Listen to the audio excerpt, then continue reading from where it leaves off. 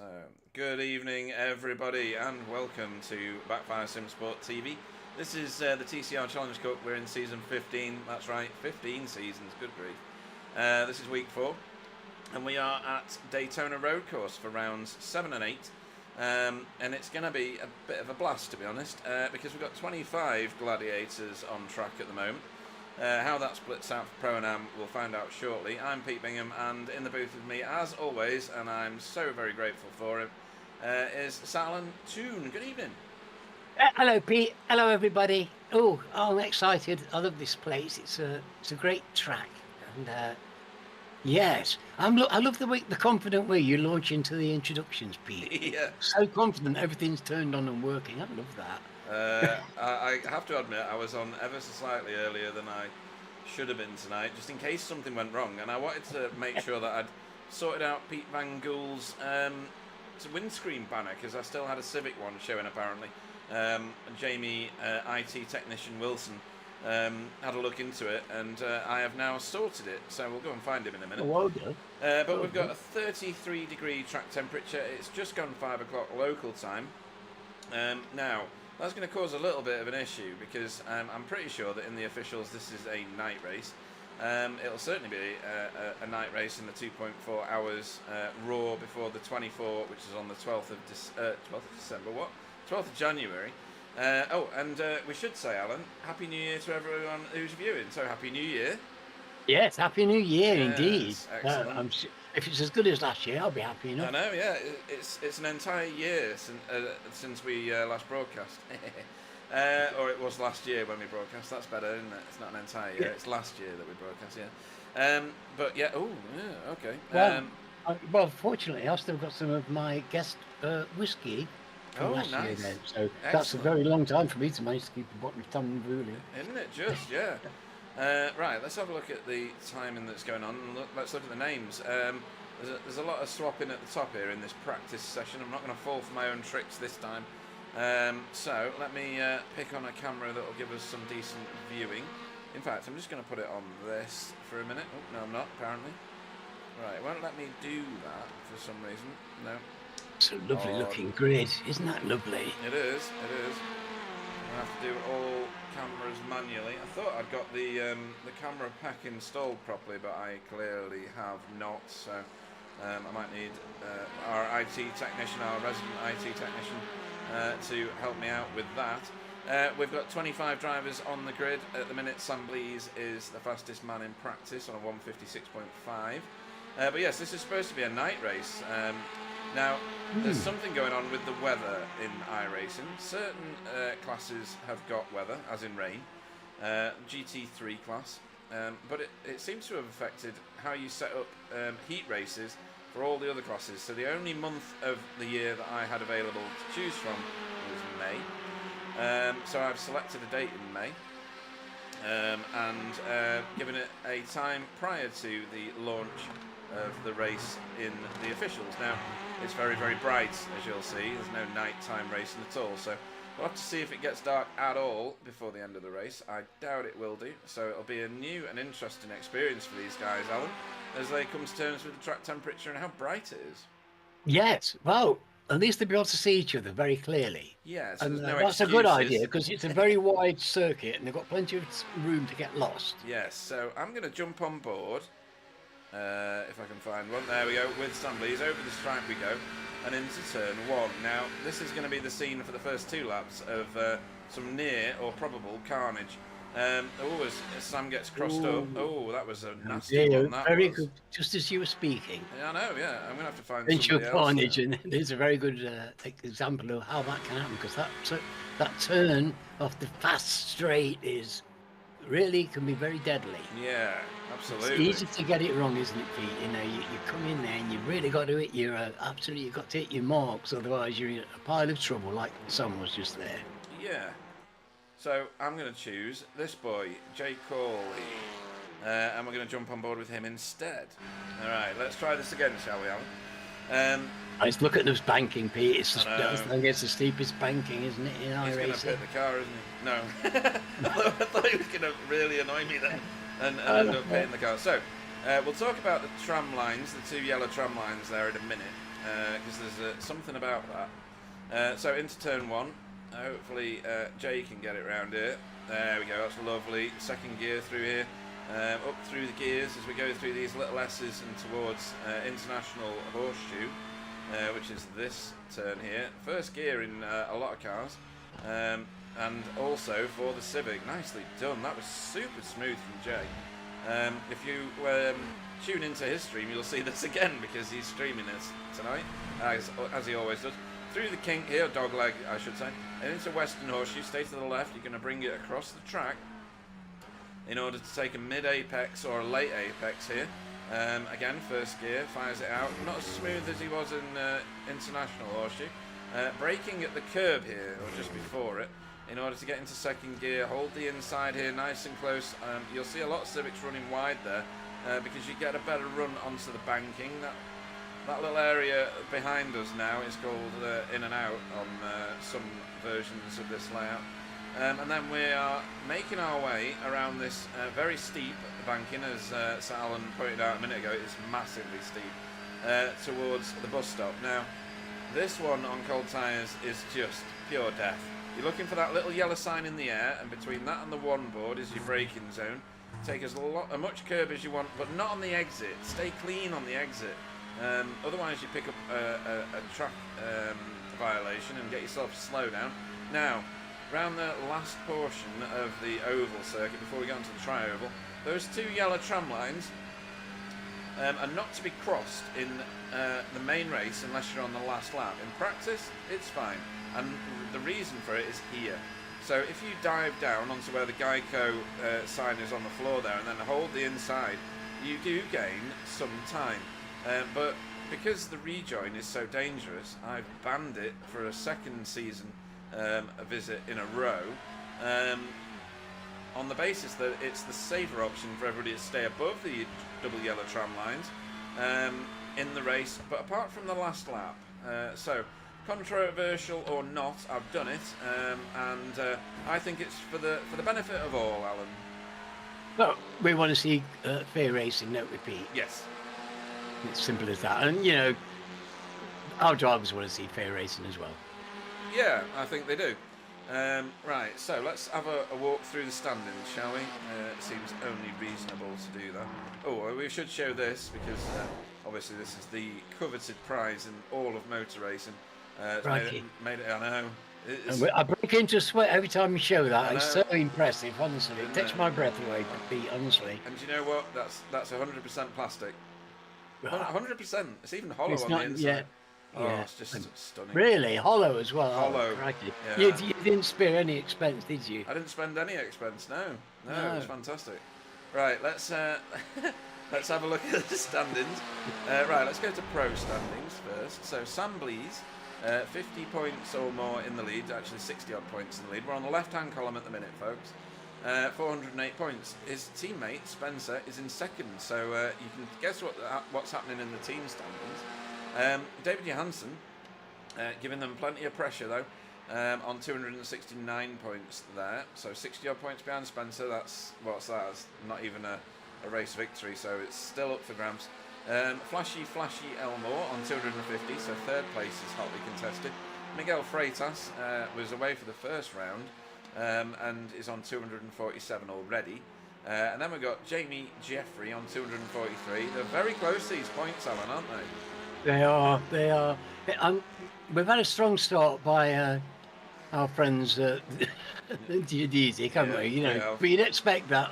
It is a powerful start by them, but yeah, there's plenty of fight left in the rest of these guys here, and they're tight. They are, and Miguel didn't have it all his own way like he had a couple of seasons ago in the last race.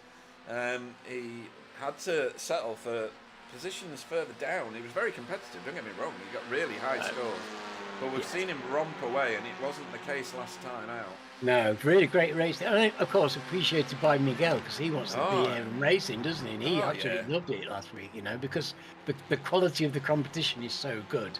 It's a high quality competition in every respect. Not only is the pace and the craftsmanship of the drivers, but also the attitude. Yep. It's just out the top draw. Absolutely. So Stephen Walker is in 7th, Wobbly in 8th, David Corpus in 9th, and rounding out the top 10 is Jamie Wilson. That's doing well, isn't he? Yes. Yeah, absolutely. Yeah. He's just doing a brilliant job.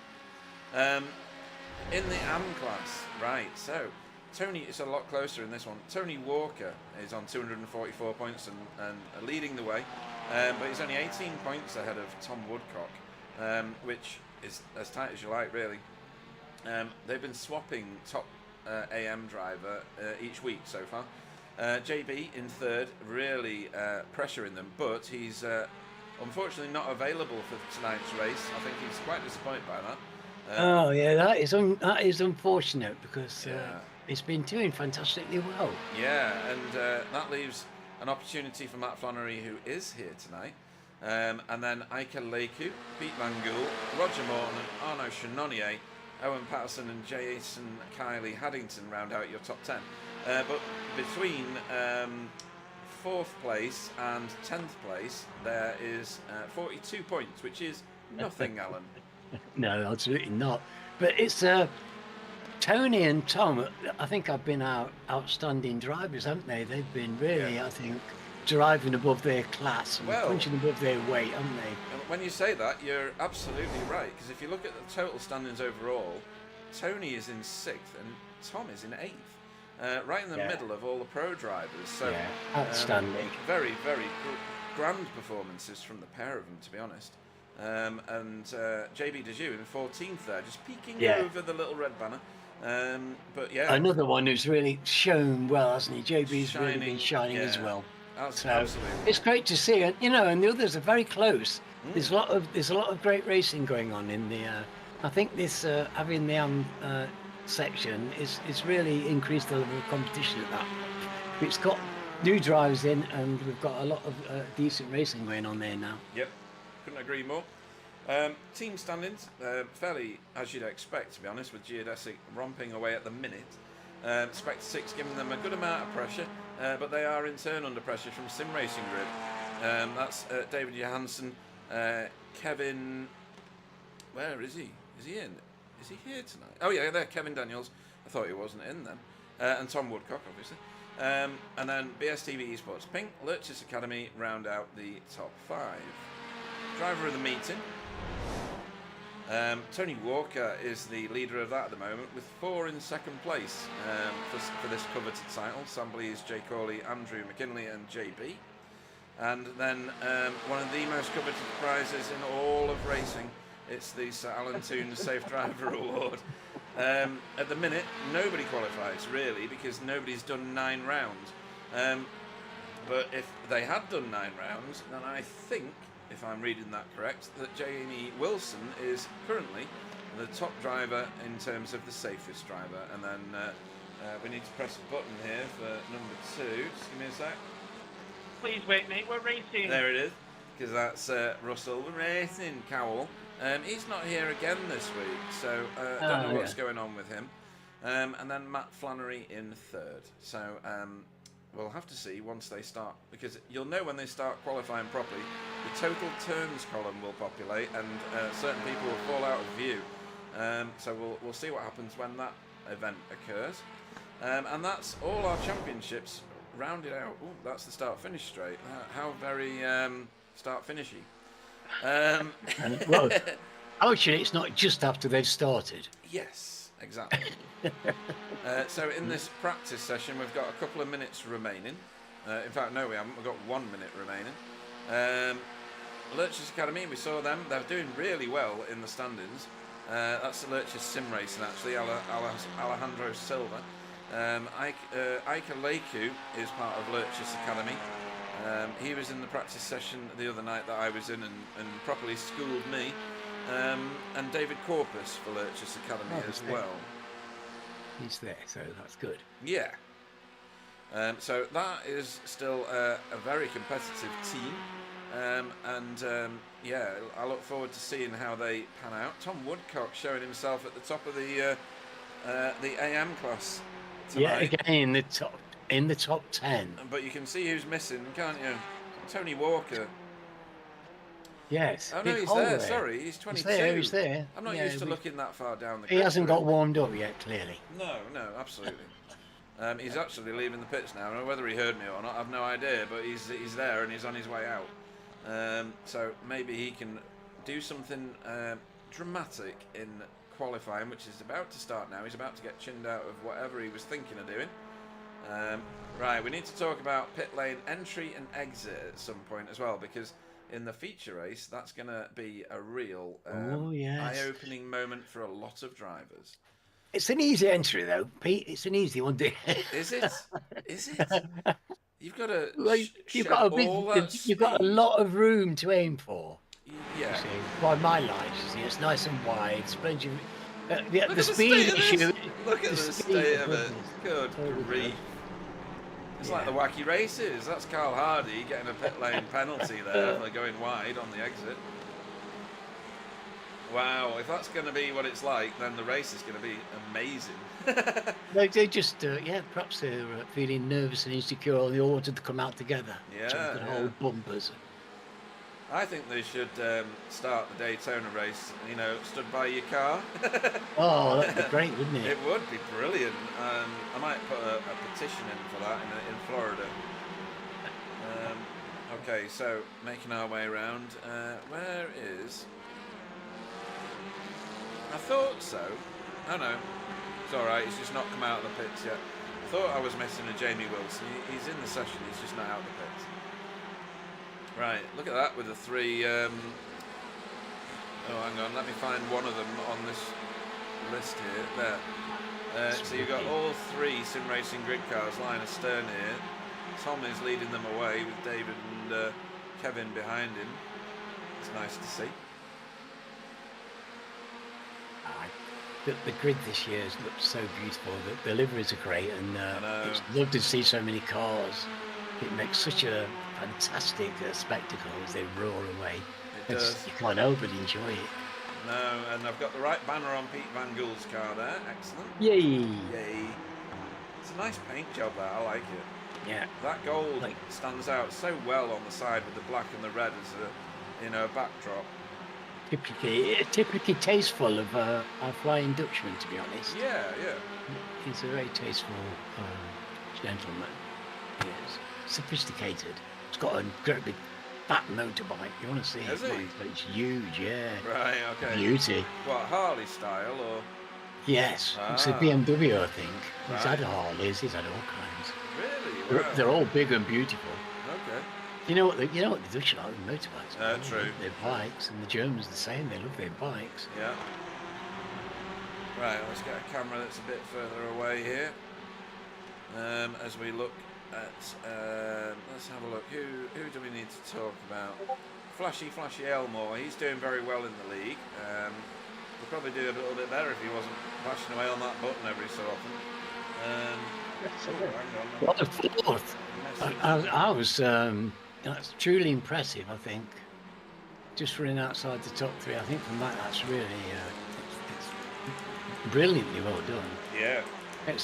I don't know. I mean, you would know better than me, but that seems to me like a big leap in his position. Like he's gone up 3 or 4, maybe 5 places, something like that. Yeah. It's definitely a clear transition. He used to be fighting with Carl, didn't he? Carl was his, they were every week in, but, Matt seemed to have stepped forward by two slots on the grid. Yeah. How do you do that when you're already racing at such a high level? I don't know. To be honest. I mean, I've never achieved it, obviously. But, when somebody's been driving for a long time and they've got consistently good pace and, you think, well, always capable of winning the odd race, there and thereabouts, but then suddenly finding a bit of something extra and consistently extra as well. Yeah. Interesting stuff. Right, so let's have a look and see who goes top of the pile. At the moment, it's wobbly well, he's getting a lovely double toe here, because that's Miguel Freitas in front of him, and that might even be either Spencer or Sam, sandwiched in the middle of the pair of them. It's not Spencer. It must be Sam then. Yeah. It is. And Sam's lost out there somewhere. I think he had an off track on the lap because he's not recorded a time. Obviously, folks, for those new and watching, if you get an incident on a lap in qualifying, it invalidates that lap. It actually tells you that your lap was abnormal in nature and therefore will not be counted. These guys have got 15 minutes of this practice session. After this, they will go. We're qualifying, Pete. Oh, sorry. What did I say? Practice? Yeah. You can never get this right. Qualifying session. After this... And we know how important it is, don't we? Because, especially for this this sprint race, it so unfolds in almost the way, you know, the fastest laps reflected and often reflected in that first sprint race, because people are doing fast laps and we very rarely see a big shake-up. Yes. We can see the big shake-up in the second race, right? So the reverse grid changes everything and it creates such a spectacle. Yeah. But the first one, you know, it's absolutely crucial that you get a good qualification time, because you're gonna have to fight for that place. You can see the guy in front and his pace and the guy behind. You're really going to have to fight for your place, and you need to do a good lap. You don't want to be down the grid. No, definitely not. Wobbly out of the tow here from Sam Blees. Miguel bailed out and didn't want to give Sam Blees any more tow than he'd already provided him, as Wobbly takes the top spot again. I shouldn't say again because he's never had it yet, I don't think. It was Miguel that got the first one. So Sam Blees falls in behind Wobbly now. And that's Matt Elmore, who's now in a new addition to this trio.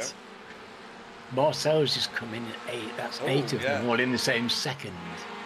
Top 8 are all in the same second. What's Pete Van Gool been eating? Well, I did tell you that Peter was a very good driver. Yeah. He never actually found his feet with the car. But I think he's finding his feet with the car, basically. Yes. Does a lot of rear wheel drive, doesn't he? MX5. Yes, he's an MX5. It's, yeah. you know, that's been his thing for many, many years, and he's of course very, very good at it. Mm-hmm. But this is a different challenge for him, and I think he's relishing it. Yeah. You know, he's coming to grips with it, and well, his pace has improved hugely. He was in the top 15 the last couple of weeks, not the top 5. And he's, you know, well within that 1 second, isn't he? Yes. That's a substantially good time.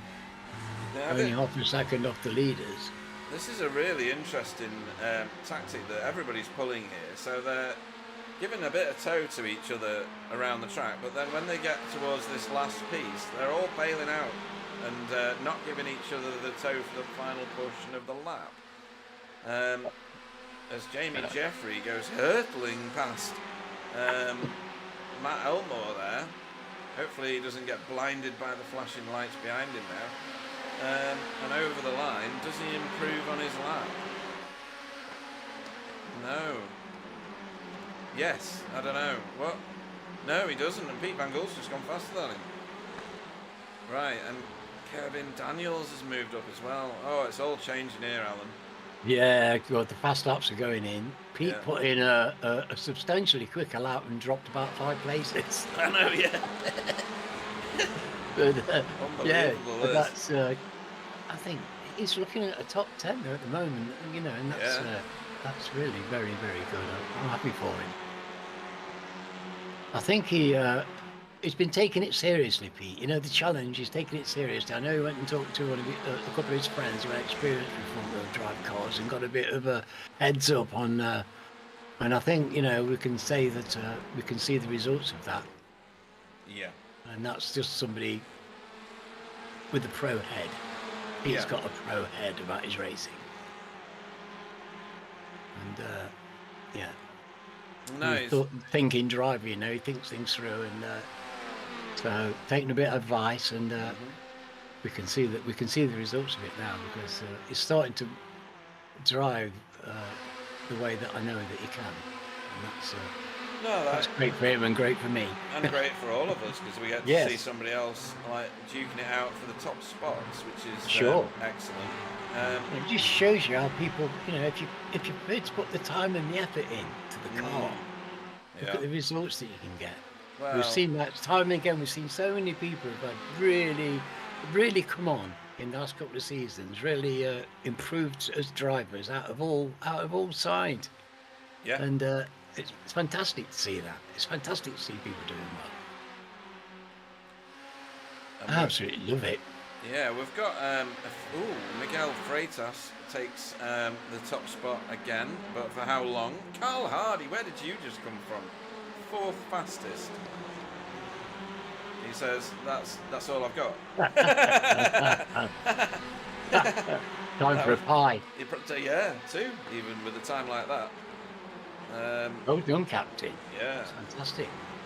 We'll have to see if he keeps that up because there's still a way to go yet. Yeah, Spencer McCarthy now has the toe, I think, of Matt Elmore. Yes, he does. And is starting to make his way up the standings. Stephen Walker is all out on his own, and I think that's the reason he's not at the pointy end. Oh, well, that we're down to 11th now in the same second. Yes. First to 11th. Ridiculous. It's bonkers. As long as you're in a tow, you've got the chance of coming out as pole here. Even I could turn in the decent lap, I reckon. With one of these chaps to pull me around. Yeah, I'd have to be buried underneath that rear spoiler of the car in front. But pretty much. And I'd have to get lucky at T1 as well. Yeah, so everybody has now got a time on the board, which is good. All the way down to 26th, with Tony Walker back there at the moment. I'm sure he'll pull something out of the hat. There's quite a few with incidents on laps, which had invalidated their go. Sorry, I was talking about that before. So yeah, we'll have this 15 minutes of qualifying. Then we go straight into a 20-minute race where there are no pit stops required. They're on 35% fuel, and that is enough to get them comfortably to the end of that with no problems, unless they cause one for themselves or get caught up in one. Wobbly, still the fastest car on track at the moment. And then we have a short intermission, and then into a 40-minute race where a fuel stop is required. We've only seen it happen once this season where you can zero stop it or no stop it.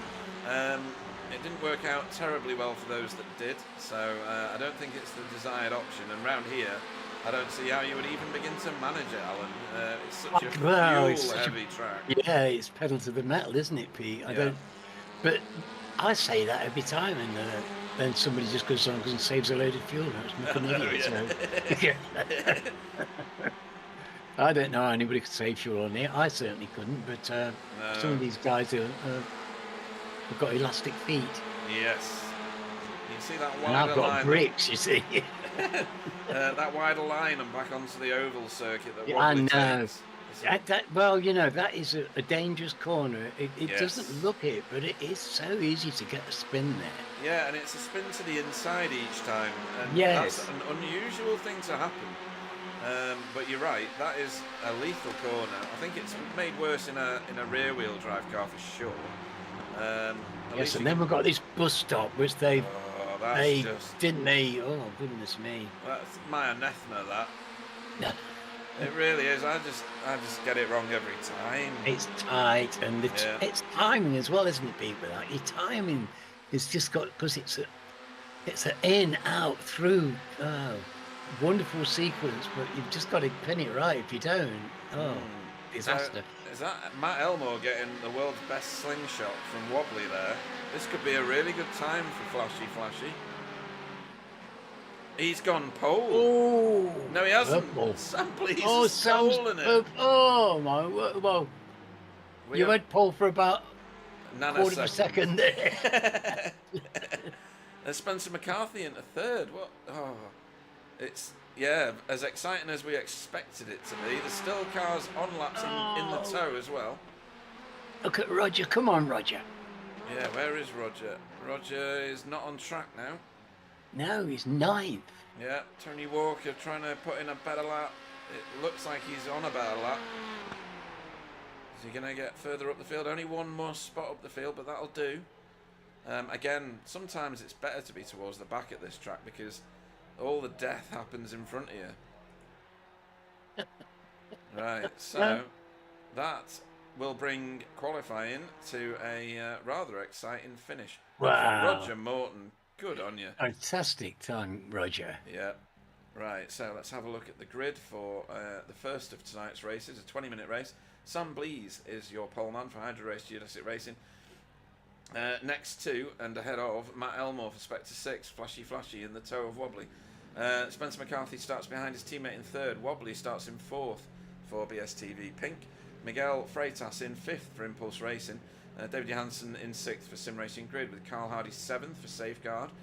Stephen Walker starts 8th for Spectre 6. Roger Morton, a brilliant result. Safeguard for 9th place. Jamie Jeffrey 10th for Coupes and Convertibles Racing. Ika Leku in 11th. I'm going to have to skip the teams. Pete Van... Oh, no, I can do it. Lurch's Academy. Pete Van Gool, 12th. Let me find a better camera, though, and then move this on. 13th, Kevin Daniels. 14th, Tom Woodcock. 15th, Marcel Frick. Jason Haddington, 16th. 17th, Matt Flannery. Jay Corley in 18th. Jamie Wilson in 19th. David Corpus in 20th. 21st, Arnaud Chenonnier. 22nd, Chris Needham. Tony Walker in 23rd. Alejandro Silva Carrida in 24th. And last two, Fiona Siddons off 25th. And Andrew Littler off 26th. 26, fantastic. Come on, Andy. This is going to be extra special. The lead cars are yet to join the grid. Now, I can't get a decent camera, so it's going to be this. Well, you know, Sam's going to make us wait. He always makes us wait. It's kind of the done thing now. That's a handsome grid, but look where the AMs are. Yes. Not that far down the field. Fantastic. Top AM, Roger. And Pete's in at 12. Yeah, and like 11. Fantastic. Fantastic driving. Here we go. Lights are coming on. We're going to watch it from the moon and see if that's a good position to watch it from. All the lights are out and we are racing at Daytona. Oh, somebody isn't. No. Somebody isn't. They need to avoid him. It's Spencer. And it's going to be... Is he going to make... Oh, my dear God. So he's got technical issues. He's pulling off. He is. He's got technical issues of some sort. Good grief, that was terrifying. Right, and away we go. Sam Blees leads everybody, and that's Wobbly in 2nd place now. This is a hairy start. It's always going to be hairy. It is. So everybody piling through. What a wonderful view this is from up here. Somebody's gone off on the left. That could have been... Yeah, I think that was Arnaud Chenonnier. Somebody in red. Oh, right. It might have been Pete Van Gool. Yeah, it could have been Pete. In fact, I think it was. Jason Haddington's dropped a few places from the start as well. Be interesting to see how that velocity goes here, Alan. Yeah, I'm not sure that this is a track that's going to suit it as well as some. No, I mean, Jamie Wilson has launched himself forward at the start of this. Where is he on track? There. He's up 5 places already. Good God. So... Well, I hope he's... let's hope he... Well, you know... I don't know what the car was incoming. That's a big crash. No. That's a big crash. And there's quite a few in the crash. Obviously, we've not got a block track, but there's cars off left and right. Fortunately, there's a lot of room. Spencer McCarthy is very slowly crawling around the track. So he's got issues. Arnaud Chenonnier has pulled up. Jason Haddington is making his way towards the bus stop now. I think Andrew Littler and Fiona got away with all of that. First, so they did well to dump him down in the list because he's such a lightning fast starter normally. If he'd got that lead at the front and taken it away, it's very hard to catch him. So he's having to work a lot harder for it now. Yeah, he is. we're on board here. When I say on board, we're on the nose of Miguel Freitas' car. That was a request from one of the racers. That's Captain Mannarin on the back of that car there. Because this is Captain Mannarin in front. Matt Elmore. Probably, who's in the Civics? Who is in the Civics? Right, let's have a look. Let me go to a different camera if I can find out where my mouse has gone. So we've got Wobbly in the Civic, behind the screen there. There he is. We've got Miguel in the Civic. And then we got to plummet all the way down the field to find Jay Corley in 16th. He's up 2 positions from his start place, so he's doing really well. Then we've got Alejandro Silva Carrera in the council colours. And that is all the Hondas we have, Alan. Well, I'm not sure. Yes, it doesn't surprise me that those 2 drivers they're leading to in the Civics. But I'm not sure this is the track for them. They've done rather better at the busier, smaller tracks, I think. Well, Miguel is having a long stare at Flashy at the minute. It's just. That is a crazy amount of braking that you have to do for turn 1 round here, isn't it? It is if you want to get round. Yes, yeah. If you want to go straight on into the wall, I'm good at that. Yeah. Right, side by side here between these 2. Dangerous corner. People want to make moves here, and you can understand why. But no, dear. Round the outside can work. Not today though. And about to lose out to possibly Marcel Frick. No, he's come across the front of the car. And now Jay Corley is having a good stare at this position. That's brave, going around there through the dog leg. Oh, and a last minute attempt at the corner, and Marcel Frick might get this done. No, not on this occasion. He couldn't get the drive off the corner. What an amazing amount of braking he did. Good God. This is good driving by those guys there. It is. Side by side still with those Jay. quarters, and this is tricky track. Yeah, he's going to have to drop in here, otherwise he's going to become a victim to Matt Flannery, who's the Geo car at the back of this little 3-car train. Let me put you up some things to look at, folks. Track map in the top right corner, and the current battle box in the bottom right says that this is the battle for 12th, and it's 7 cars deep.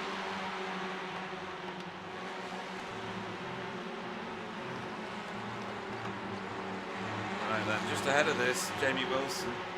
We saw him going too wide all the way through the first part of this particular lap. He's in a lovely bit of tow here behind Tom Woodcock, who we know is rapid, and we've got some overtaking going on here, which is Pete Van Gool having a long hard stare at Ika Leiku. Jamie Wilson's up 6 places. He does this every week. I think he sandbags his way around qualifying as Jamie Jeffrey takes a position away from your captain. And a fight for the lead. Got onto the brakes as well, and that's very well done by Jamie. That's a good piece of driving there. Yeah, Wobbly took the lead for just a second, and Sam has snapped straight back at him, which is what you need to do. And this yes, I'd love to be able to do it. Yeah, me too. 6 cars for the lead, this is, and as the more these 2 start scrapping doing this, the more cars will join them. Sam's going to get the better drive and be on the optimal side for the rejoin to the oval. Chops up Wobbly in a professional way. There's no calling the winner with these 2. That's the thing. No. There's just no way of calling it, and you're right. They will seriously get in each other's way because they'll get into the fight. They love to do. Yeah. So this is where the action is in the tow behind the car in front, so that you can get as much drag reduction as possible. He's actually bump drafting him. Interesting. You all right there? Just about. Yeah. Bit of whiskey will help that. Oh, good idea. Yeah. So, cheers. Not wanting to delay either of them, Wobbly bump drafts Sam Blease, the leader. And there is still 6 cars for the lead. In the little group behind, is that Jamie Jeffrey? Yeah, it is. Jamie Jeffrey leads the way. Stephen Walker, I have to call that out. He's moved up 2 places. but none more than Jamie Wilson, who's still putting cars behind. Look at this rabble here. Yes, we've got that breakaway group of the top 6, haven't we? We've managed to just put a little bit of a gap in. And yeah, it's still very, very busy behind. Oh my word. It Yeah. is. Around Jay Corley, it's very busy. He's up 3 places from the start, and he's scrapping in here with Kevin Daniels and Marcel Frick. David Johansson now has the fastest lap of this race, 1:56.62. He's somewhat further ahead. Tony Walker has moved up a massive 5 places from his start position. Spencer McCarthy is still in the race, but he is way down. I think he's solved whatever gremlins were affecting him at the start, potentially. He's certainly putting in more competitive lap times now, but he's got a long, long journey to catch Jason Kiley Haddington, who is ahead of him by 13 seconds nearly. He is chomping away at it, but it's going to be a tall ask. And Pete Van Gool got this done on Ika Leku on the last lap, but I think that is going to get repaid now, Alan. Yes, it's. Oops, We could have a bit of tit for tat. But we'll see. We'll see. We've got the bus stop, and that could be a great separator. I've lost yards here very, very often. Yeah, I'm going to have to move forward to this battle because Miguel has popped right out of the toe there, gone to the high line on the track and then dropped back down again. There's obviously a tactic in that, but I couldn't begin to tell you what it is. Everybody adhering to the rule about the yellow line. Thank you very much, everybody that's driving. And Matt Elmore leading the charge for 3rd place. In fact, there's... Well... Oh. You throw a blanket over 3 to 6. That's beautiful. It is, isn't it? Absolutely mesmerising stuff from these guys.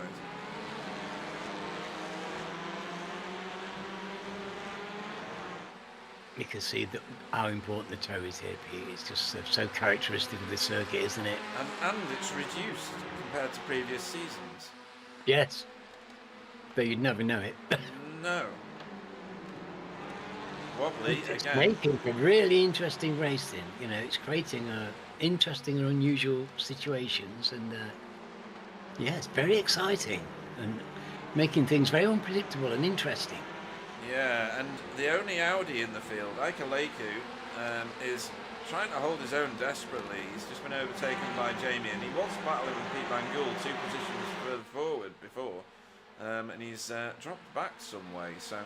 I would have thought the Audi would have been okay on here, wouldn't you? I would have thought it was not a bad choice. Yeah, I mean, you go through the first 5 gears in the first 100 yards of anything, and then 5th and 6th take you to the rest of the journey. So Ika having a look round the outside of Jamie Wilson. I'm not sure that that'll work.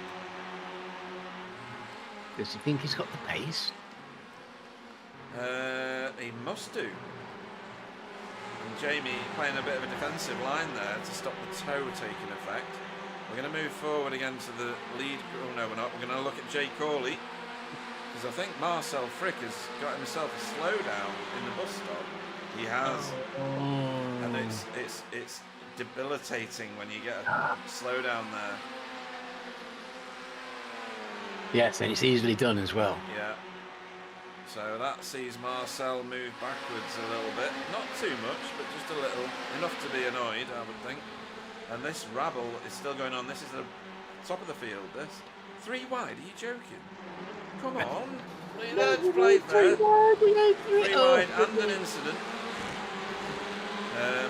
Somebody will be shouting at somebody, but that puts championship leader Sam Blees into 6th. From 1st, I should add. Excuse me, I'm that excited I can't even breathe. Now, this is not looking good for these chaps because Robbie's got a gap. Yeah.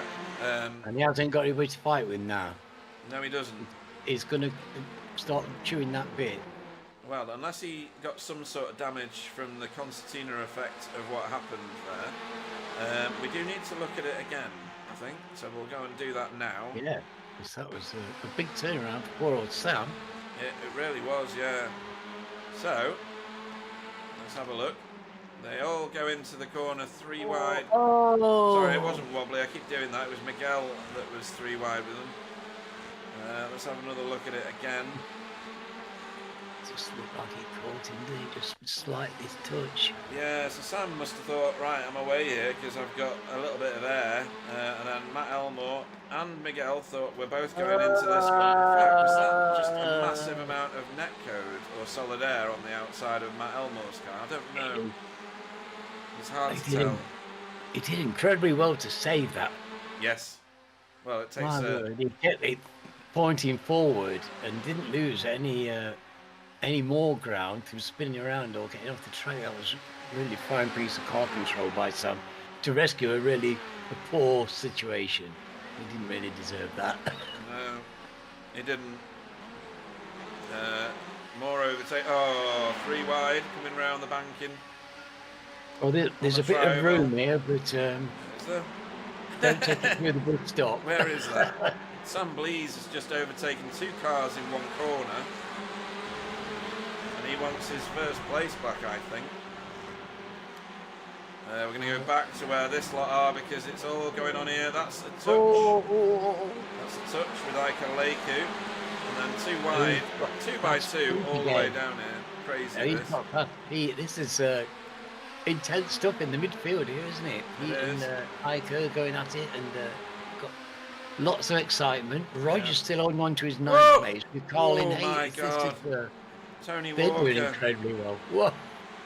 Tony Walker threaded the needle there. How he did not take anyone out is, I mean, it was brilliant driving from him to bail out of that without killing people. But yeah, he's got a lot of speed, Tony Walker. It's almost like he's got so much he doesn't know what to do with it. Pete Van Gool and Jay Corley going at it again, Alan. Yes, no, this is they're obviously enjoying each other's company. Yeah. Is that what you call it?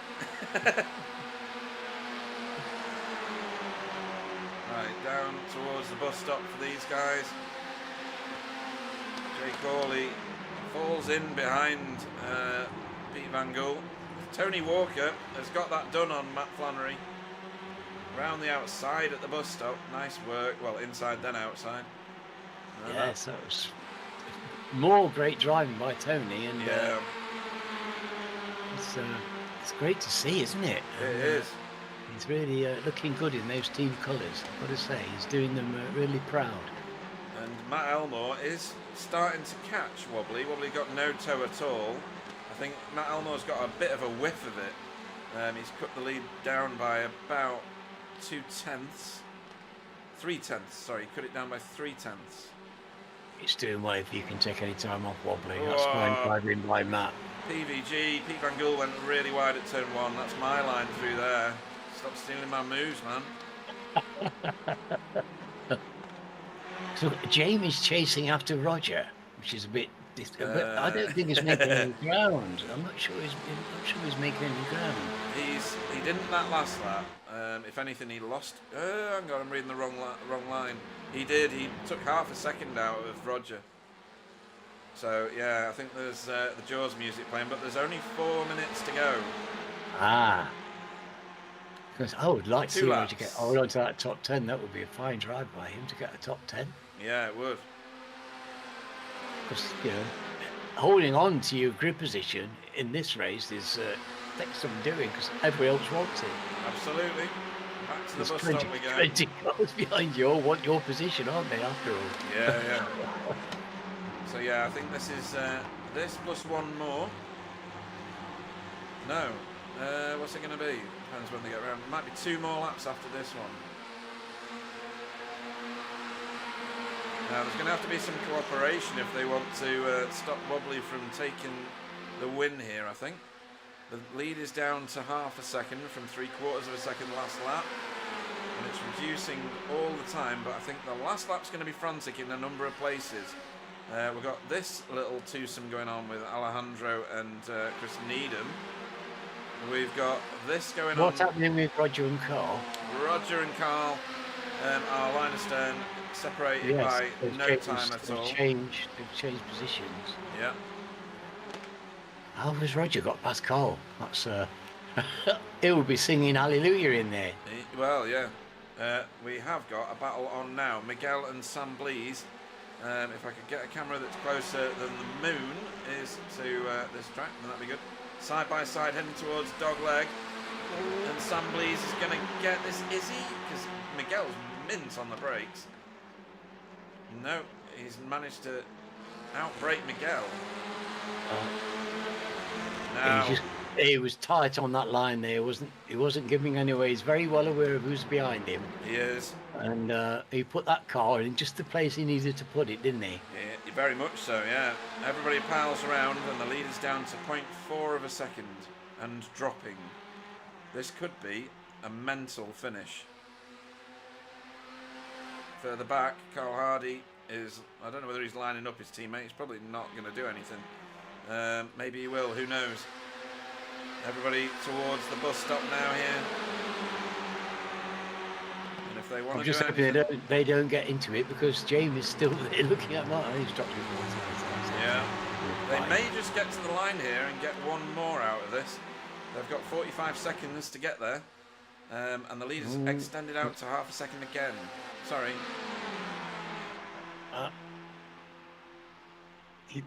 He's not going to catch Wobbly now, is he? That's Well, I don't know. There's another lap, I think, because they're going to get across the line with about 40 seconds to spare. No, 20 seconds to spare. Anybody marginal on fuel is going to get panicked now. And here we go. This is it. This is the last lap. This is going to be mental. Yeah, oh mate, my God. God. It was on the brakes there. My word, they left that late, didn't they? Everybody did. Yeah. Well, they're all trying to get into Wobbly's boot. Yeah. Marcel Frick picks up a position off Tony Walker in the background. Sam Blees moves through there on David Janssen. After giving up that place.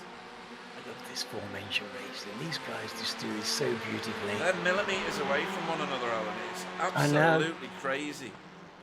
Tom Woodcock and Jamie are still fighting. Matt Flannery and Marcel are still fighting. But we have to keep looking at this group because this is where the crazy is. They're kind of dropping Stephen Walker off the back of this at the minute, maybe. It's definitely between these three. If Flashy can get a little bit closer, he'll get a much better tow when he comes out of the bus stop. That's where we're heading. He needs Robbie to make just some kind of slight error. So Yeah. Gobble him up. Well, Miguel's doing gonna want the something. crazy. Well, we know what Miguel's like on the brake, so Yeah. Matt won't be feeling secure in his second place at the moment. No, I mean, this is it now. And Wobbly's run away, I think. He did a very good bus stop. Miguel's gone to the outside to try. And look at David Johansson behind.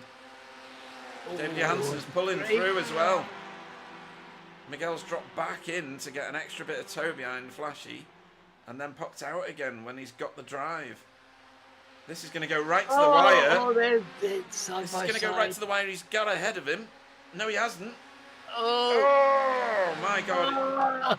And David Johansson managed to get ahead of Sam Blees in the background, and there was another overtake behind. Oh, it's these two, look.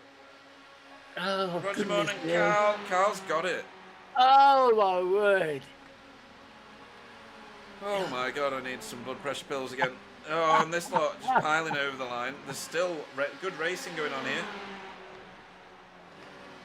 Yeah, that was Marcel getting pipped at the post by Matt Flannery, and Alejandro getting pipped by Chris Needham right at the very death of that. Where did Spencer end up? Spencer has Jason Haddington in sight finally, but he's not going to be able to do anything with it. But, you know, props to him for staying in it and keeping going. He's there, he's racing and finished the race. Yep. And so that's the nice professional attitude. We'd like to see that. It is. And they put an awful lot of racing into 20 minutes there, Pete. Oh dear, I need a rest. I need a rest, and they're the ones doing the racing. hectic as anything. Oh, I tell you, I was watching with this 40 minutes coming up Yeah. with the reverse grid and the pace of everybody and how tight it was. Well, looking at that, So, as long as there's no penalties, Pete Van Gool will be the pole man for race 2. Right, let's have a look at the it's exciting. finishing order here. I think I've got it ready to show. Yes, I do, but I'm on the wrong page. Hang on. There we go. So, Wobbly Kneecaps takes the win for the first of tonight's races here at Daytona Road. For BSTV Esports, Pink, Matt Elmore takes second place on the podium. What a fantastic drive from him. So it shows what you can do when you're not flashing your lights, doesn't it? For Spectre 6, Miguel Freitas took the bottom step of the podium, but only just for Impulse Racing. And then David Johansson finished in 4th ahead of Sam Blees, so Sim Racing Grid, ahead of Hydra Race Geodesic Racing. Stephen Walker finished 6th for Spectre 6. Jamie Jeffrey finished in 7th for Coupes and Convertibles Racing, or CCR. 8th was Carl Hardy for Safeguard, followed home by his teammate, well, they were side by side really, Roger Morton in 9th. Jamie Wilson finished in 10th for Team Chimera. He was up a bag full of places from his start position, so well done to him. Tom Woodcock, sorry, Roger Morton was the top placed AM driver, Alan. Yes, fantastic. Yeah, very good. He qualified in 9th and he did that massively busy race and held on to his 9th place. Isn't that fantastic? It is. Great driving by Roger. Sensational. Tom Woodcock, we're kind of used to seeing him at the top of the AM class. Finished in 11th for Sim Racing Grid. Ike Leiku finished 12th for Lurchus Academy. Jay Corley was in lots and lots of battles there. It'd be good to get him into the interview room at the end and tell us about that race. Finished 13th. 14th was Kevin Daniels, the last of the Sim Racing Grid drivers. Pete Van Gool, we saw a lot of him actually throughout that race in 15th. Tony Walker in 16th for Spectre 6. Matt Flannery finished 17th for Hydra Race Geodesic Racing, with Marcel Frick finishing 18th for Hydra Race Geodesic Racing. Did I just say Marcel Frick for that? Oh, I don't know. 18th, Result Clothing, Marcel Frick. There we go. Chris Needham finished 19th for Air Smart Racing. 20th was Alejandro Silva Corrida for Lurchus Sim Racing. And then Fiona Siddons finished 21st for WorkGuard. 22nd was Jason Haddington for Air Smart Racing. Spencer McCarthy finished 23rd after having a whole bag full of issues right at the start of that race. How he didn't get wiped out by somebody, I have no idea. And great that he managed to get moving and get some points, because you get paid points up to 30 in this league. Andrew Littler finished in 24th place for WorkGuard. David Corpus finished didn't finish 25th. He was 9 laps down in the end for Lurchus Academy, and Arnaud Chenonnier 10 laps down for Air Smart Racing in 26th and last, after they had it coming together on lap 1. Wow. Well, that was very unfortunate, but my word, that was some kind of a race. Oh my! I don't know how they managed it. So we are in a short 5-minute interlude between races. Often you'll see cars practicing their pit lane entries in this little section as we recover from one race and get prepped and take our energy pills, blood pressure pills, and all the other pills that we need to take to keep me and Alan going for the second of the races tonight. So where are we in terms of? Let me have a look and see. We've got quite a reduced delay. Sorry, on the chat, David E says let's go. That was probably from ages ago, but I didn't get to look at the chat the whole way through that first race. Yeah, it was busy, wasn't it? Yeah. And the Jamie Jeffrey support network in the form of Shane Newport is in the chat. So great that you're back watching yet again. We've got a number of people watching, so give us a like if you like what you're seeing and what you're hearing. It's utterly crazy from inside this booth. I'm going to see if any of these guys do actually attempt the pit lane entry. I find it horrendous. You've got to brake at the little kink in the white line. Are you racing any of the Daytona, Alan? For anybody? I'm doing. certainly the team's putting in a car. Whether Yeah. I'll take a seat is if we do too. I won't take a seat in the competitive car because guys need a decent race, and we've got enough drivers normally so that we can put in a less competitive car, so I can have a poodle around. Right. So we saw Ike Leku do a pit lane entry there, braked exactly where I thought he would at the kink in the white line. As we get to the end of this 5-minute warm-up session, an evening to Flashy Elmore on the chat, and David E says hoping he wouldn't crash. So absolutely. Right. Well, you called that right, Pete, sitting there in the front of the Yeah. grid. Absolutely. Wow. So, PVG will lead us away for the second race tonight. After finishing 15th in the first one, we're just going to do names only. I'll do teams at the start because they didn't get mentioned last time. Kevin Daniels for Sim Racing Grid goes off second. Jay Corley off third. Ike Leku, who we saw just a minute ago, off fourth for Lurch's Academy. Tom Woodcock off fifth. That could be a danger to people. We know how fast he is for Sim Racing Grid. Jamie Wilson off sixth. That could also be a risk to people. He's also really good for Team Chimera. Roger Morton showing his colours in the last race for Safeguard. Carl Hardy off eighth, his teammate next to him. Jamie Jeffrey off ninth. 10th will be Stephen Walker. 11th will be Sam Blees. David Johansson will go off 12th. 13th will be Miguel Freitas. Matt Elmore, Flashy on the chat and in the race, will go off 14th. Wobbly off 15th. That's his punishment for winning the first one. Tony Walker off 16th. 17th will be Matt Flannery. Marcel Frick off 18th. Chris Needham off 19th, previous champion. Alejandro Silva Corrida off 20th. 21st will be Fiona. 22nd will be Kylie. 23rd will be Spencer on a massive recovery drive. This will be 23rd. Andrew Littler off 24th. And then the last two. 25th, David Corpus, who we got caught up in the first race with Arnaud Chenonnier in 26th starting. Everybody appears to have joined the grid apart from, guess who? Sam Blees. Well, this is very exciting. I hope David and Arnaud have a better start to this race. Yeah. And good luck to Pete, because this is a big moment for him and all the rest of the guys in that leading 10, because after that, there's a very interesting large lump of drivers. Yeah, lights are coming on. Scary.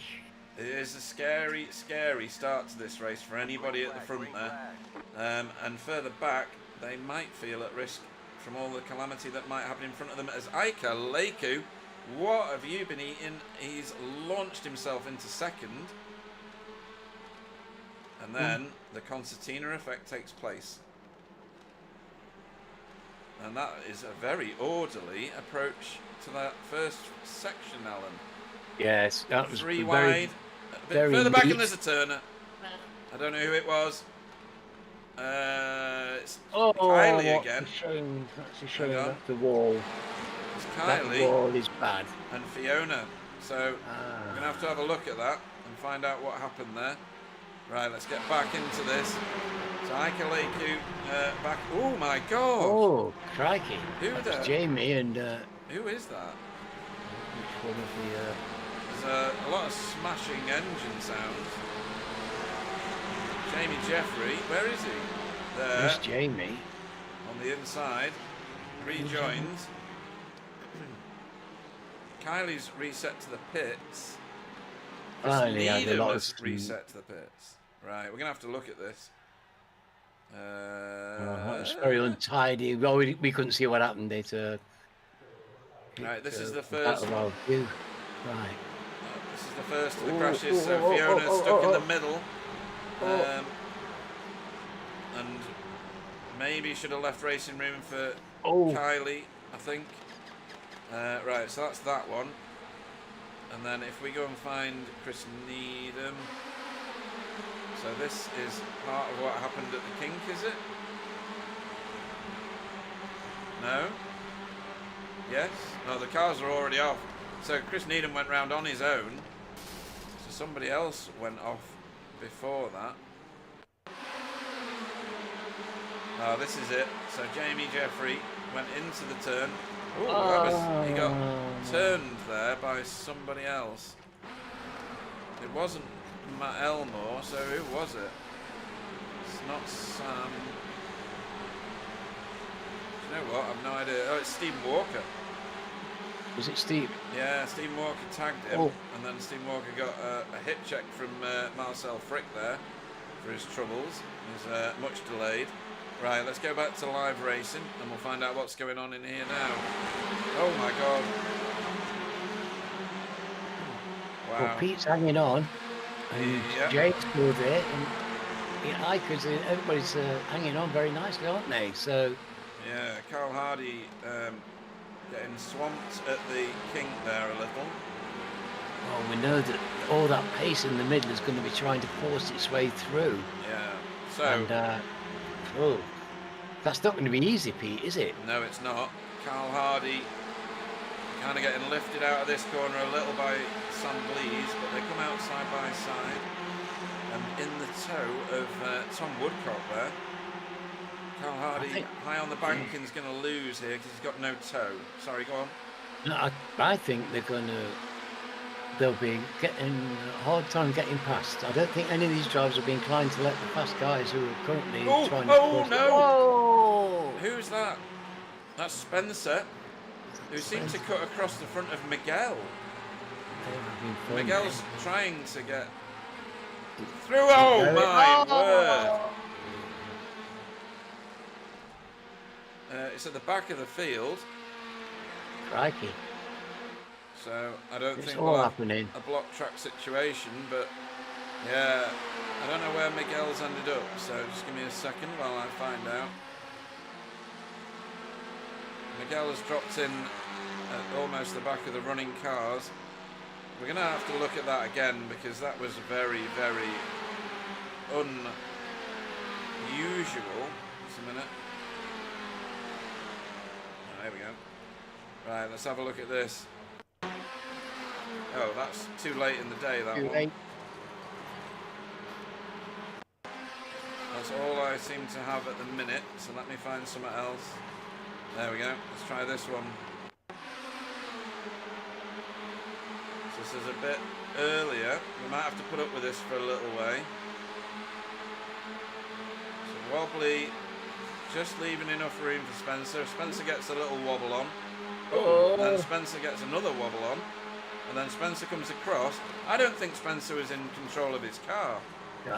There's something very... I think that's a technical issue again for Spencer. That's the technical issue. His car's gone. Yeah, so, and then Wallop. Yes. Matt Flannery takes him, well, he takes out his own teammate there inadvertently. Well, that's his car. That's very clear what happened there, Pete. There's no brain ascribed to that. That's one of those terrible technical things. You can see that something bad's happened there.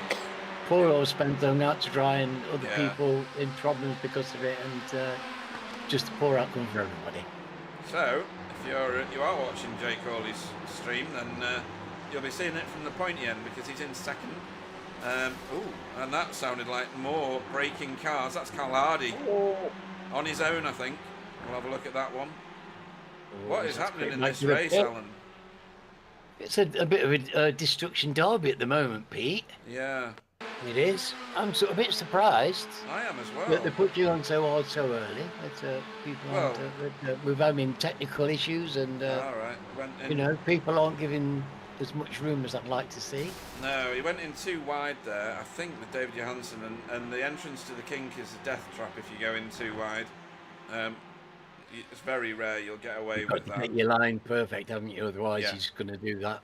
So I'm straight into that afraid wall. that's what happened. Jay Corley very, very briefly had the lead there, and he's had to give best to Pete Mangool again. Jamie Wilson trying to stay up with these fast guys as much as he can. They're doing very well, these top four. Sam is threatening now in fifth.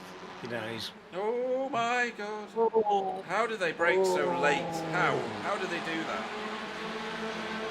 Well, I think he was using the chops in front's bumper there, Pete. Jay Corley. Oh, look at Jay go. There he goes. He's through on Pete Mangool, and Ike Leku in that Audi is having a bit of this. He's got the optimal line here as well. He's going to get the toe from Jay Corley. There's plenty of adrenaline out there, isn't there? Oh yes, more than is needed right now. So let me put some stuff up that I have forgotten to so far. There's the track map in the top left. Top right. Bottom right is the battle box, and it says that we have 7 cars battling for first. I believe it as well. Back here, this is the battle for 10th. Not that far back down the road, led by Tony Walker. Everybody's still well inside, aren't they? Goodness. Yeah.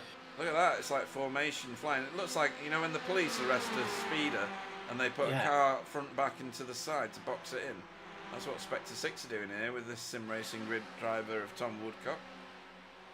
Oh, that's a lot of respect for Tom. Isn't it just? He's probably earned it these last few weeks, to be honest. Yeah. Right, into turn 1 we go again. Oh, we're going to have to look back here. And Oh, no! That's a blue on blue nearly. Nearly a blue on blue. Stephen Walker out of control. It's, what's the track temperature? Is it slippery out there, do you think? Hang on, I shall tell thee. Track temperature is 25. It's actually quite cool.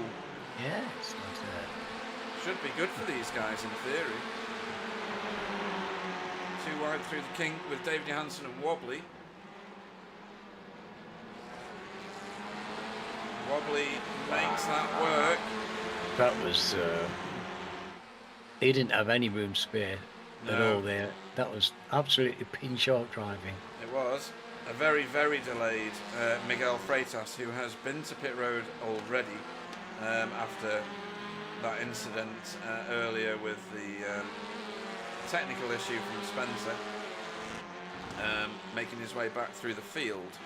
Yeah, it's very unfortunate. Yeah. Very unfortunate for a pair of them. Two fantastic drivers and sweet guys, and we don't want to see them ending up in walls and struggling. No, definitely not. So Kevin Daniels, focused on him here because David E's in the chat, and he's in 4th place and holding his own, and he's still got a whole car. Right. Excuse me. He's the Red Devils in the front are doing fantastic. They are, yeah. Oh, what's Yes, happened to Andrew Littler? Can I get this? Yes. This is Andrew Littler. So that's Miguel coming through on him. Oh, he's not. Well, I think that's a bit of awareness from Andrew Littler there. He should have left racing room for Miguel. So hopefully that'll come through as an education. Hopefully no damage done to either of them. To either of them, yeah, hopefully. I mean, oh, here we go. Kevin Daniels under a bit of pressure now from Sam Blees, the reigning champion, and Jamie Wilson, like a rat up a drain pipe, straight through, if he can do, heading towards Dog Leg. Oh, he's not going to get away with it. No. Kevin's just managed to hold his position. That was good driving by the pair of them. This is very tight, close quarters stuff, and you know that Sam is going to find a way through, no matter what. He does it time and time again in impossible situations. Yeah, Wobbly having a long stare at the inside of Jamie Wilson's car. We've been robbed really by Spencer going off because he was at the back, and you know it would have been. It was set up perfectly for one of his incredible drive through the field to the front. Well, he'd already pretty much done it. He was up like 10 positions at that point. Yeah, you know, it was,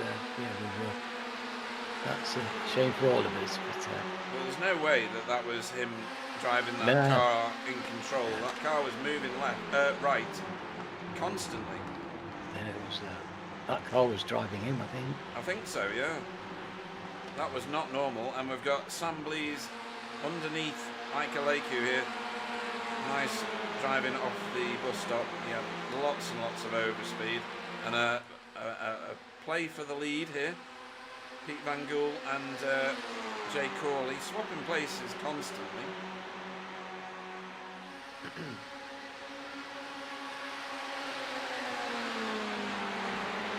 And on that occasion, Pete Van Gool kept that.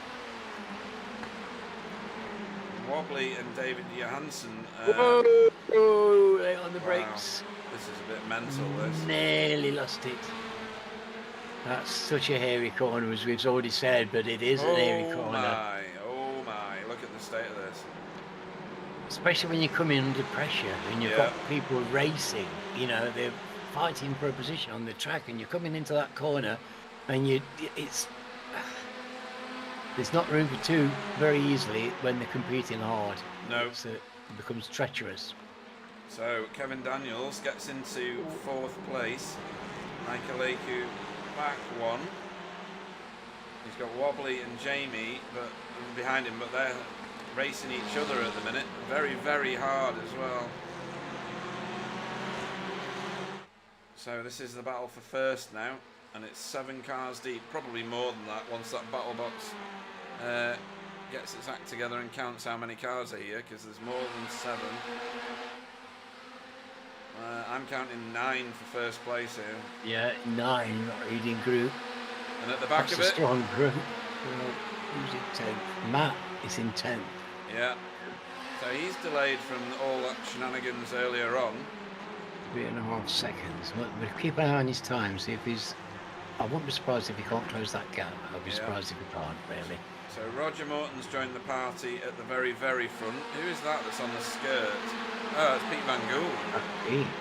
Why? Oh, he's got a slowdown. Yeah, he's got a slowdown off the bus stop. Yeah. Or he might be going to pits. This might be the earliest you can bit. No, he's rejoined the racing circuit. So you either go high on a penalty or you go low. Who's that in the background there? Is that Tony? Yeah, so we've got side by side here, or it was, teammates. Stephen Walker, who was part of that lap 1 craziness at the dog leg.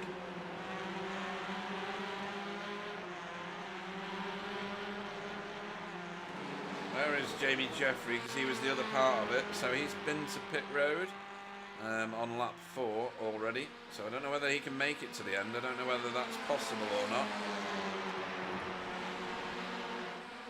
Again, we know how fast he is. So there's cars out of sequence at the minute. I don't know. We usually see them in on lap 6, don't we, Alan? Yes. We've seen them start as early as lap 6, and I'm surprised that they're not in. So fuel usage might not be heavy on here. So yeah, it might be. They're not changing a lot of gears and things all the time. You know, you've got a long time in top gear. So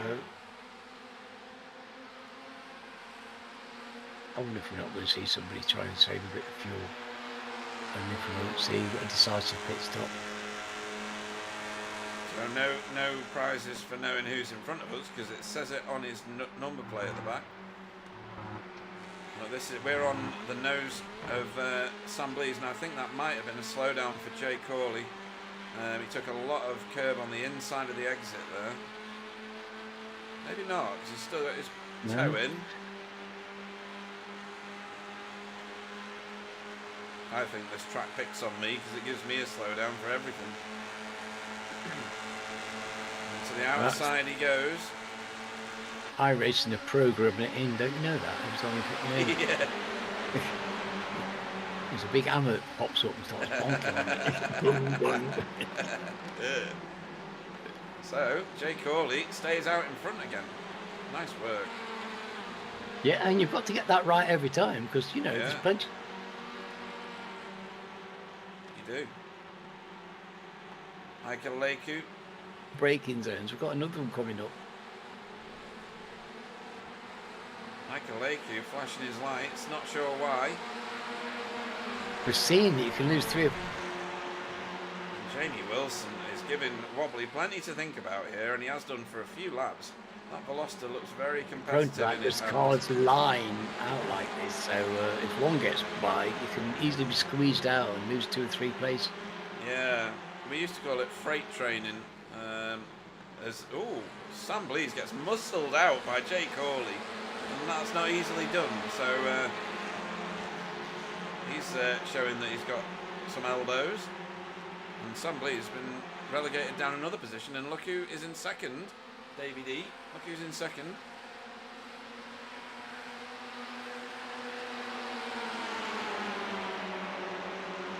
Somewhere behind that board anyway.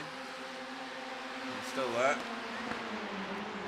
On the boot lid now, nearly, of first place is Kevin Daniels for Sim Racing Grid. But a privateer out front for yet another lap, Jay Corley. Get plenty of viewage for his sponsors. Sam Blease pops out from behind Kevin Daniels to try and take that second place back. He might even get a twofer here. He's going for 2, that's for sure. Now, can he get it dropped down and secured for turn 1? Nope. No. Unless Jay Corley's going super deep into the corner. He does, but it's controlled. And he's going to get the preferred side of the track, is he? For International Horseshoe. If he can get in the inside there on the brakes, nice work. That's nice driving there from Jay Corley and from Sam Blease to know what he was doing.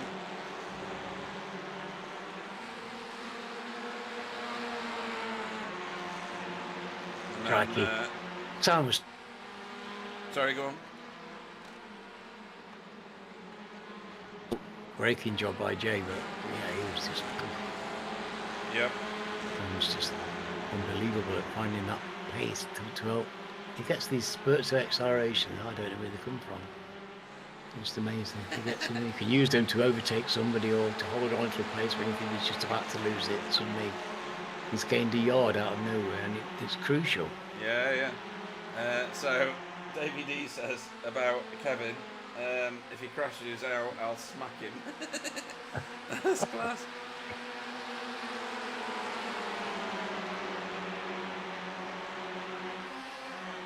Well, he's certainly not a crasher outer, in my experience. No. He's a race finisher, that man. There he is. Right, back here. Wobbly has now got past Jamie Wilson, but I don't know for how long.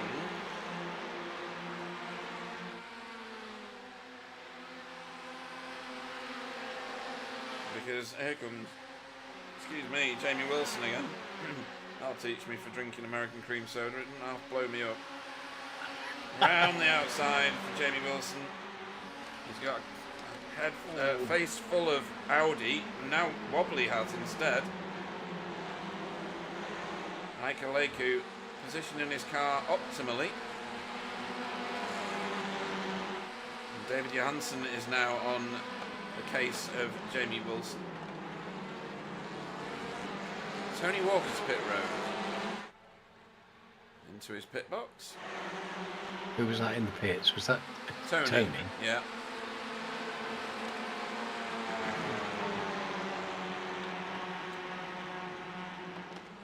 Right, so this is going to be a bit scary for Andrew Littler with this lot coming through on him.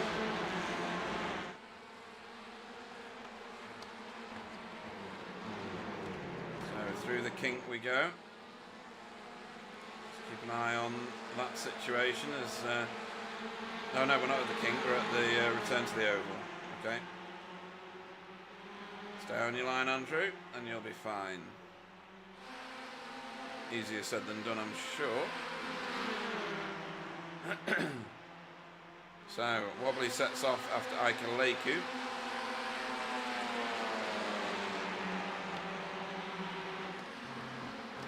Who's that out of the toe there? That was Roger. Well, fantastic performance. Yeah. Rogers up to 7, yet another incredible consistent piece of driving. Yep.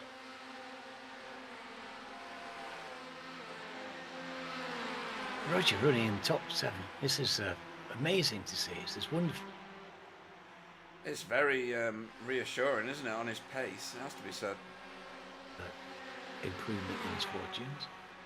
Oh, we've got more visitors to pit road. Yeah, now they start. Well, you think that, yes, here we go. You think they've got to, what they're running on, they must be getting close to the metal, I'm thinking. Yep. Now, where is Miguel Freitas? So he's already pitted once, and that was on lap 2. Do we think he can fuel save all the way from lap 2? I have no idea, but we're going to find out at some point. He's got nobody giving him any tow at the moment, so he'll be hoping that people come out of the pits and give him some lovely air to drive around behind. It certainly won't. It will have crossed his mind, that's for sure. Yep, it will. And he certainly he's definitely the kind of driver who can think on his feet and make a decision on the fly. Something has happened with Wobbly. He's stood still in the pits. He should have gone 10 seconds ago. I think he's picked up a penalty for speeding into pit road. Oh, Wobbly. If I'm right, then he should be leaving in about 10 seconds. Come on to kneecaps. So he should be leaving about now-ish. Maybe he's not. Maybe he's just making me watch. Right, let's go and look at somebody who is racing. Pete Van Gool. One-time leader of the race.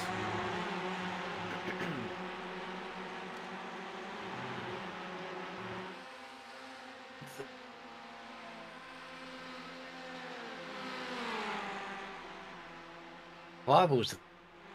Oh, you're dropping in and out of voice at the minute. Still got Wobbly in the pits. Something seriously wrong with Mr. Kneecaps there. Yeah, definitely.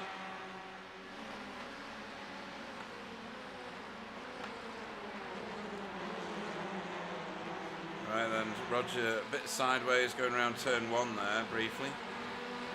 Wow. Roger's driving out his skin, you've got to understand. He is, yeah. He's really driving out his skin. He's on the edge here. At the moment, he's got, where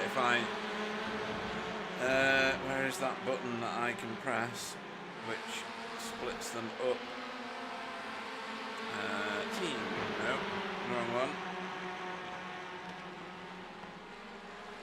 There we go. If I do that one, then we can see that Ike Leku leads the AM class with Roger Morton 2 seconds behind him. And then Pete Van Gool in third, no time at all behind Roger Morton. You can see it on your screen actually. 1 car between them.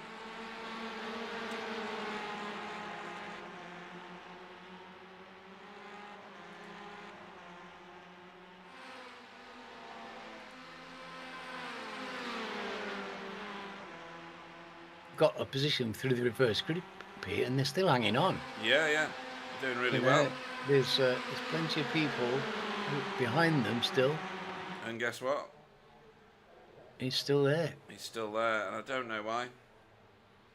But that's the end of. He's doing his racing, that's for sure. Oh yeah, many times over. Not sure why. Not sure what's going on there. Hopefully we'll find out. Don't think it's the car, so maybe something's up to him. Maybe it's all right. I hope everything's okay. Yeah, hope there's nothing seriously wrong.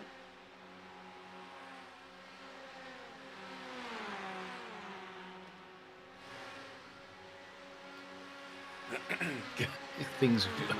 I worry about things more. When things are strange, a bit strange. On the good news of that, of course, is that now we've got Craig at home and sleeping in his own bed, which is fantastic news. Yeah, that is brilliant news for Craig Jones. All right, lots of visitors to pit road at the minute. Hopefully Craig's watching this, because this will be good cathartic viewing for him. 2 side by side out of the pits, and wow, okay, that's about as tight as you can get there with Matt Elmore behind Ike Leku. And there's Miguel in the background. Now, I don't. It's a bit of track. Yeah. Don't doubt that Miguel's got another pit stop that he needs to pay.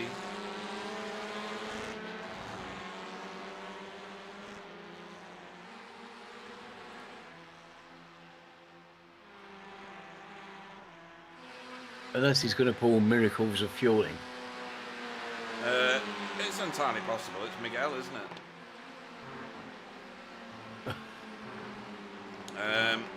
Sam Blees has got himself the biggest lead that anybody's had, 1.9 seconds, over Jay Corley and Kevin Daniels at the moment, both of which are driving like men possessed. The gaps are tiny, but he's incredibly consistent, isn't he? Yes. When he gets into this situation, he's in front. He wants to build.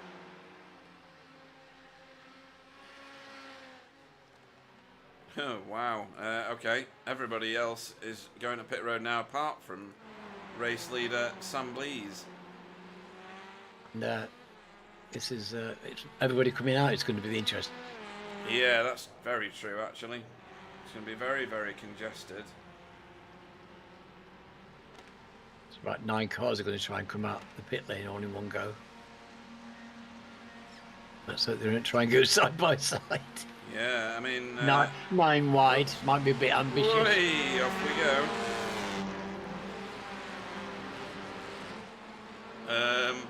All right then. It's like the M25, Alan. It is. Where, are they joining next to anybody? No. Impressively.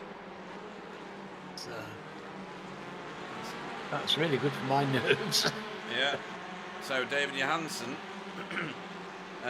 is in, well, second place overall. He's the first car that's... Go. Yeah, he's the first car that's one pit stop to his name. And Sam Blees is 40 seconds ahead. Oh, 34 seconds, sorry. Ahead. How long is a pit? Pit stop is around about 48 seconds. Yeah, so...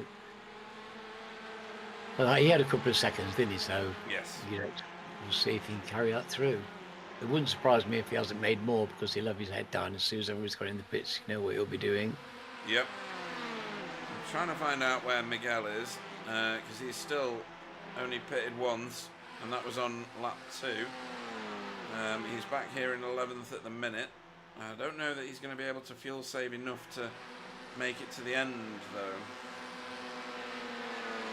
though. Doesn't his car characteristics make you think he might be trying it a bit? Let's jump on board and see what he's doing. I mean, I don't know how you fuel save when you got no toe in front of you. It's not easy, is it? No. I mean, Wobbly gave me a crash course in fuel saving at Daytona, but that was in a completely different car, and I was off the gas miles before the corner. It wasn't fast laps I was doing, but it was saving fuel. Yeah, well, it's a different technique on this, isn't it, than somewhere. You couldn't do this Alton in the same way. No, I mean, there's no fuel saving happened there. No. He was on the gas right to the death of the not straight tri-oval. Well, you can't see where he could let off, really, because he's just going to lose so much ground, isn't he? Because nobody else is letting off. Well, if he can get in with this group here in front of him, get in.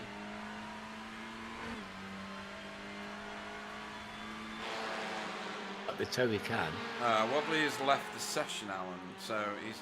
Oh, whoa, whoa, whoa, whoa, whoa, what a time to join that bit. Matt Elmore trying to get past Ike Aleku any way he can.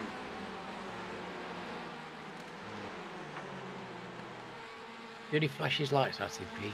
I think that's what's holding him back, yeah. That he didn't.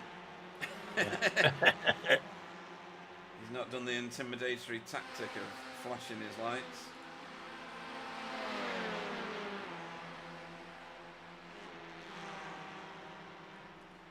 He's probably...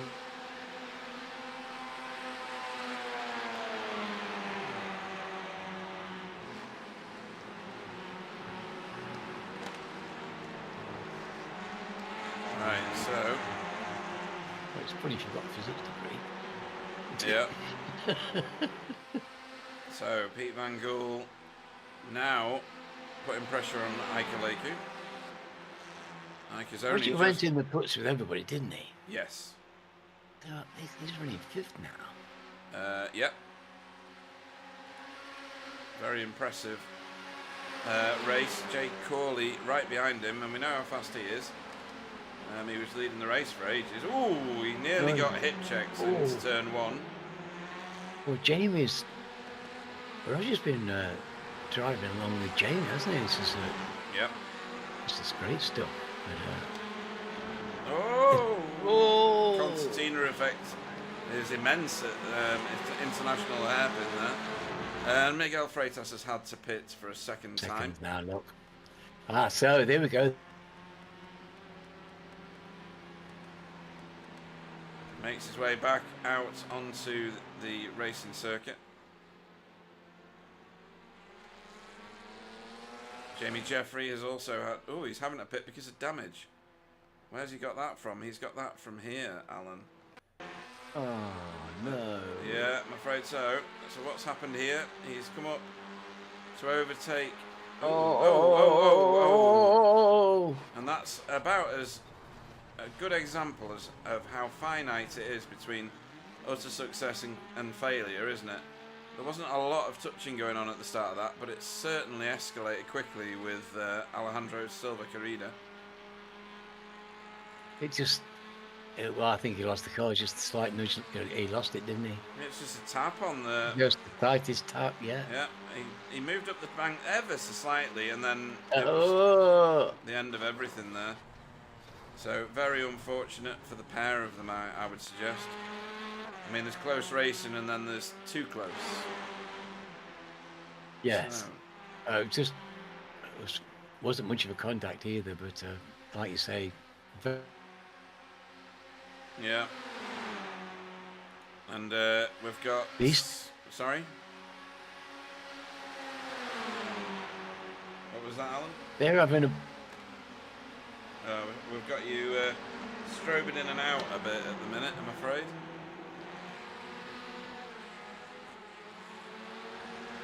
I think it's a feature of Discord again, because you're strobing in and out, Alan. Yeah, you are as well, Pete. Well, that's a difficult challenge. So we'll both carry on talking. Look at this lot here. So this is, was the battle for 4th, is this? Yeah. And it's, it's intense. It's absolutely intense. Jamie's trying to get away, you see, but Roger's been absolutely pinned onto Jamie, and that's... To be able to race with Jamie Wilson, I think it's great by anybody's lights, I think, because he's such a fine driver. Agree. Roger's been mighty on the brakes, it has to be said. A lot of very excellent driving. We've seen a bit of carnage and a bit of unruly tonight, but there's been a lot of great driving among it as well. Yeah, and I think that's just a feature of Daytona. I mean, it's synonymous with big crashes, isn't it, in sim racing? Usually at turn 1. There's usually a massive pile up there, cars stacked one on top of the other. But we need to mention that Sam Blees leads this race now by 3.5 seconds over David Johansson. Which is, I think, David's actually cutting into the lead slightly. Let me have a look. Oh, yes, you're right. Yes, sorry, you are right. 4/10 it was last time that he chewed into that lead. Well, Sam had fun.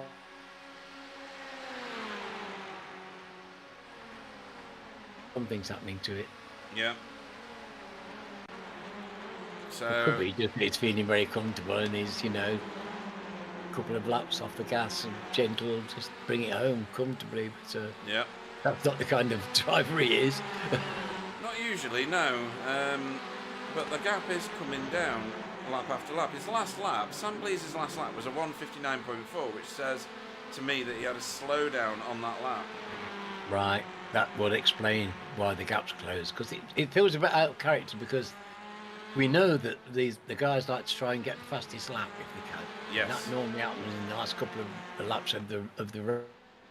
Yep, it does. At the minute, I think it's Matt Elmore. A few extra points, and the kudos of the fastest lap. The kudos means more, I think, to everybody. if you're one of the top drivers, think getting that little bit of feathers poking out is probably nice every week. Because let's face it, you've got to do it against some fierce competition. Yeah, yeah. At the minute, the fastest lap is sat with Sam Blees, but it was a few laps ago. David Johansson and Kevin Daniels share the second. Well, they share the same fastest lap time together of a 1:57.71. Oh no, that was their matching lap time from the last lap. So they are formation flying. That's fantastic. That's team driving for you. It certainly is. Goodness me. I don't know that they're competitively racing or not. I think that's a multi-21 there, because that looks like, yes. It looks like a friendly pass between friends. It does. And teammates. Yeah. And that's Kevin Daniels to second place.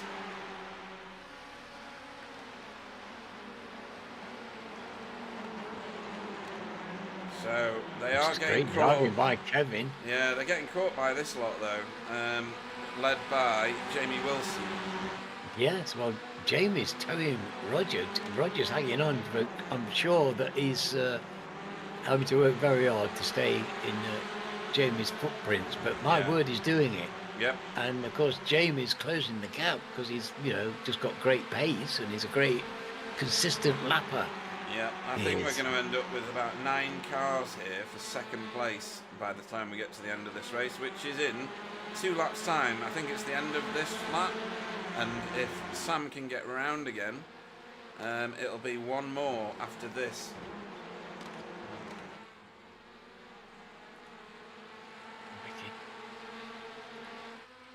I looked at the clock after 5 minutes, I looked again, and it was 38 minutes.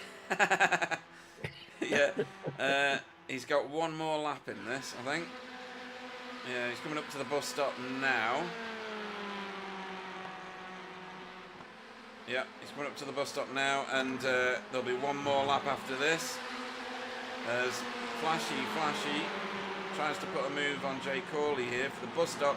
This is a horrendous place to pass. Horrendous.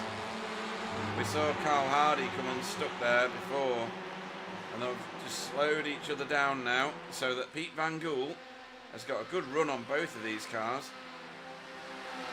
And I think we're going to see some changes of position here for that reason. Maybe not. He's going to come out the toe very early.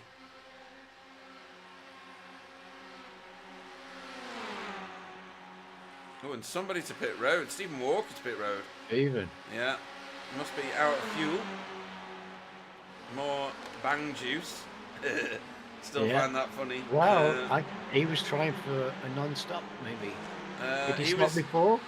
He's already stopped once because he was in that incident right at the start with Jamie Jeffrey. So he would have loaded up then and hoped for the best. Yeah, I think so. And that is Flashy. Well, he got within a lap of it, didn't he? Yeah. He did. Frustrating. So side by side into the kink here. PVG and Matt Elmore.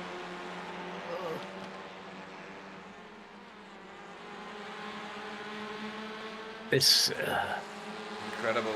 Yeah, they've not let up, have they? There's absolutely been non-stop battling. Yep.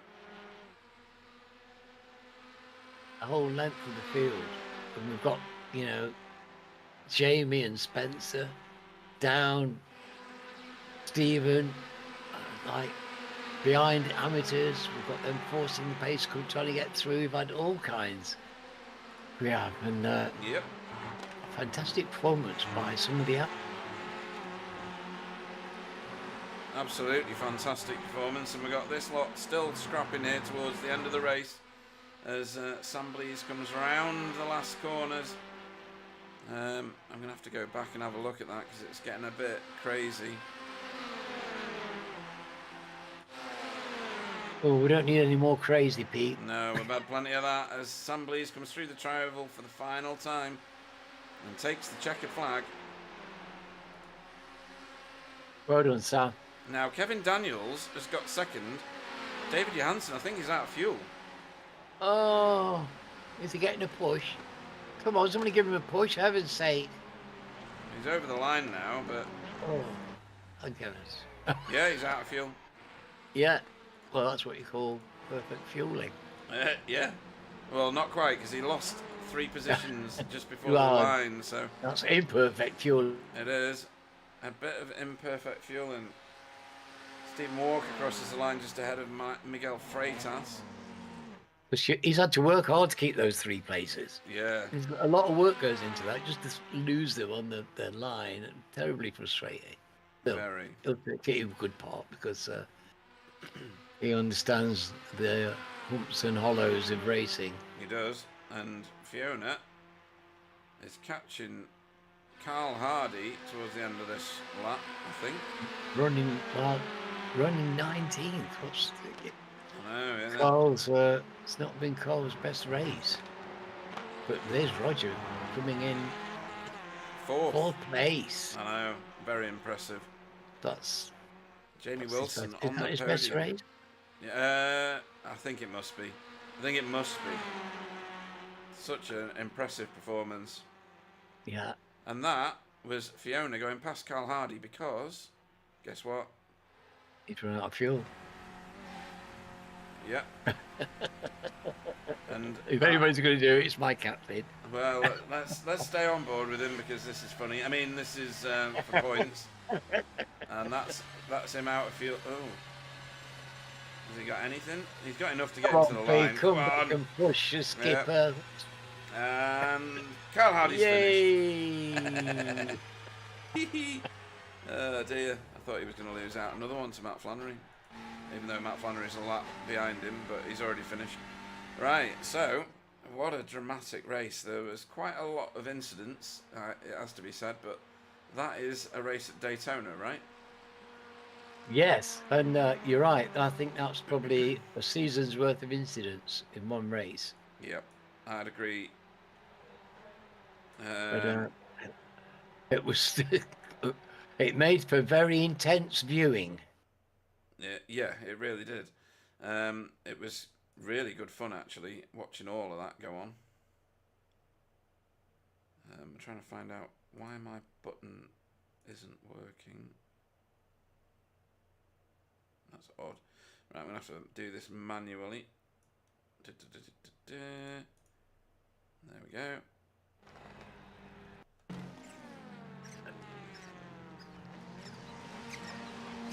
Right, let's get us ready for interviews. Because there should be quite a few of them. Good race, says Davey D. You'll think so, because Kevin Daniels came home second. And he'll be in the interview room shortly, I would think, don't you, Alan? Well, I would like to think so, because he deserves the chance to be congratulated. I know. Absolutely fantastic racing. And, you know, with the shake-up of the grid at Daytona, you know, you're always going to get some sort of surprises. I still don't know what happened to Wobbly. He didn't rejoin the session at all. Eventually, let's yeah. hope everything's all right. Yeah, let's hope so. Kevin Daniels on a second place in the second race, and Jamie Wilson on the podium in a third place. Managed to secure that for himself by doing some very reliable driving. And then, of course, Flashy got a podium in the first race with Miguel on third step. So, yeah, it's been a night for some changes of fortune, Alan. Yes, indeed. We've seen some people really performing amazingly well, and some of the top names that we would normally associate with the podium places aren't there. No, it's crazy. Absolutely crazy. Well, it's refreshing, but, you know, we've seen a bit of scrap metal, which has affected things, but in general, those people in the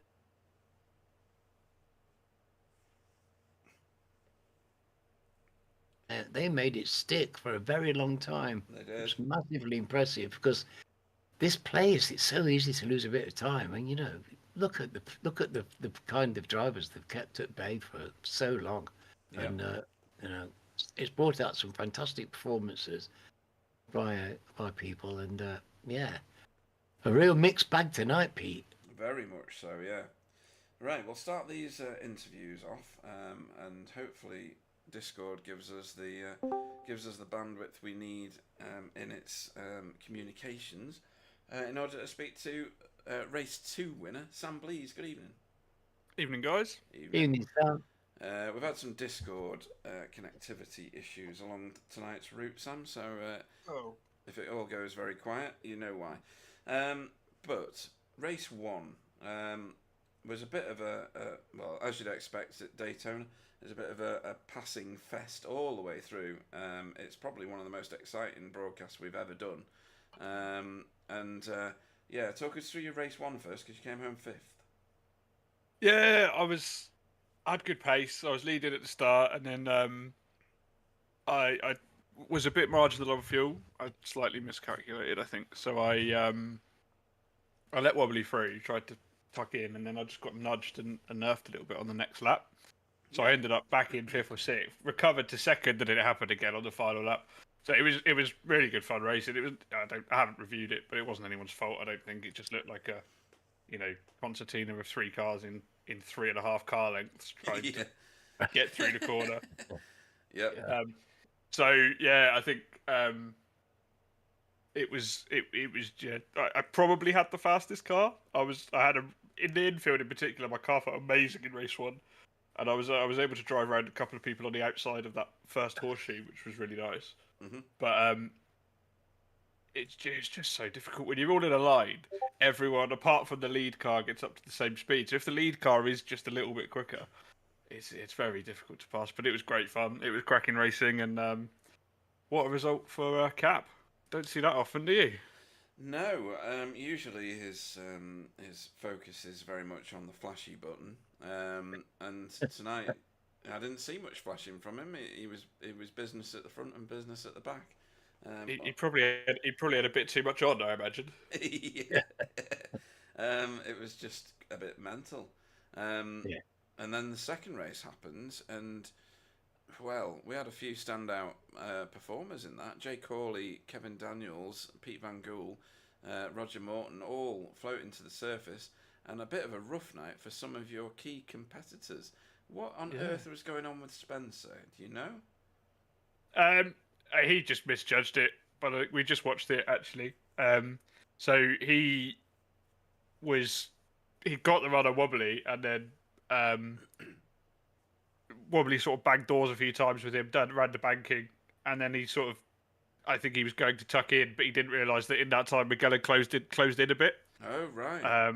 So it was just a pure misjudgment that he just he thought there was a gap, and yeah, it's just one of those that it's very hard when you're, obviously it's not disorientated, but your equilibrium's a bit different because you're on the banking, so everything's at 45 degrees. Yeah. You've got another car right outside you, and then you try to slot in behind, trying to think of a third car at the same time, and it's just really difficult. So I think it was just well, but yeah. Yeah, at the time we gave Spencer a full bill of innocence because it looked like a technical issue because his car looked like it was moving constantly to the right, which was strange. You'll see it on the broadcast anyway.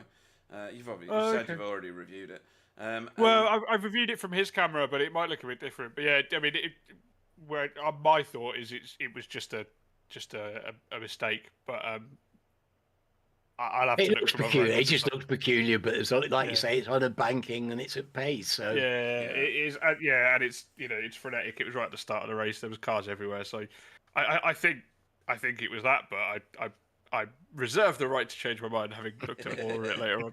Yeah, cool. And then in race 1, he just didn't get going, did he? His wheel was dead. Right. He got his. He was trying to change the clutch bite point, and it wouldn't come out of that mode. So he didn't have gears. He didn't have push to torque. He didn't have anything. He just had to sit and tow. Well, that's why we thought there was maybe an issue with his technology. Yes, because he'd had that in the first. That's why we thought there was maybe something in the second race that caused that. Yeah, it wouldn't have been the same thing. I don't. He didn't suggest anything like that. I think it was just clearly not. Yeah, but, I think it's just. We thought that it sort of led us to think that. So yeah. But Anyway, yeah, very exciting racing. We enjoyed that. My word, it was a bit Oh, adrenalinated. It was good Yeah. fun. So in terms of strategy for the second race, you pitted on lap 15. I want to go with. I think I went one more than everyone else. Yeah. Yes, you were up in front, and Yeah, you you tried to put in a fast lap. Yeah, Yeah. yeah. You grabbed a bag full of fastest lap there as well. I think I'm just looking down at the minute. You think pipped so. it from Flashy by 300ths of a second. You can't get Nice. much closer than that. No. So yeah, you've walked away with quite a few points here. Obviously, you'll have extended your lead, I would assume, on the other guys because other drivers at the top end had a bit of a rough time tonight. Yeah, the usual crew a bit missing in action. I think I assume David was virtually running out of fuel, which is why he lost 3 places on the last lap. Correct. Yeah. Yeah, and that's why Wook had to do it. So basically, we did 1 lap more than they had calculated for, I think, because I crossed the line with 10 seconds to go, so it was really that 10-second difference they would have made it comfortably. Yeah. So that was why Wook had to stop twice, and why David had to slow down Yeah. massively at the end. Yeah, that was terrible. Poor Wook. Yeah. Yeah. Yeah. Right at the end there, and to pull up. That was we didn't like to see that. It was No. disappointing. That's unlucky, yeah. But he had a bit of an incident right at the very start of the second race with Jamie Jeffrey. So Yeah, I that's saw why that. It was right in he front of me. delayed. Yeah. That looked like Stephen giving him a bit too much of a squeeze going through dogleg. But you know, Yeah, we'll you see. can do that fine side by side, but Yeah. not on that one. Because No. with the cold tyres, the inside car washes out. Yeah. So yeah, I mean, it either needed Jamie to lift or Stephen to recognise that he couldn't go any else. Like, it was just one of them had to lift off and not go through side by side, and they both did. I think. Yeah. I mean, I haven't watched the replay. That was just from on board what I thought. But No. I think you're right.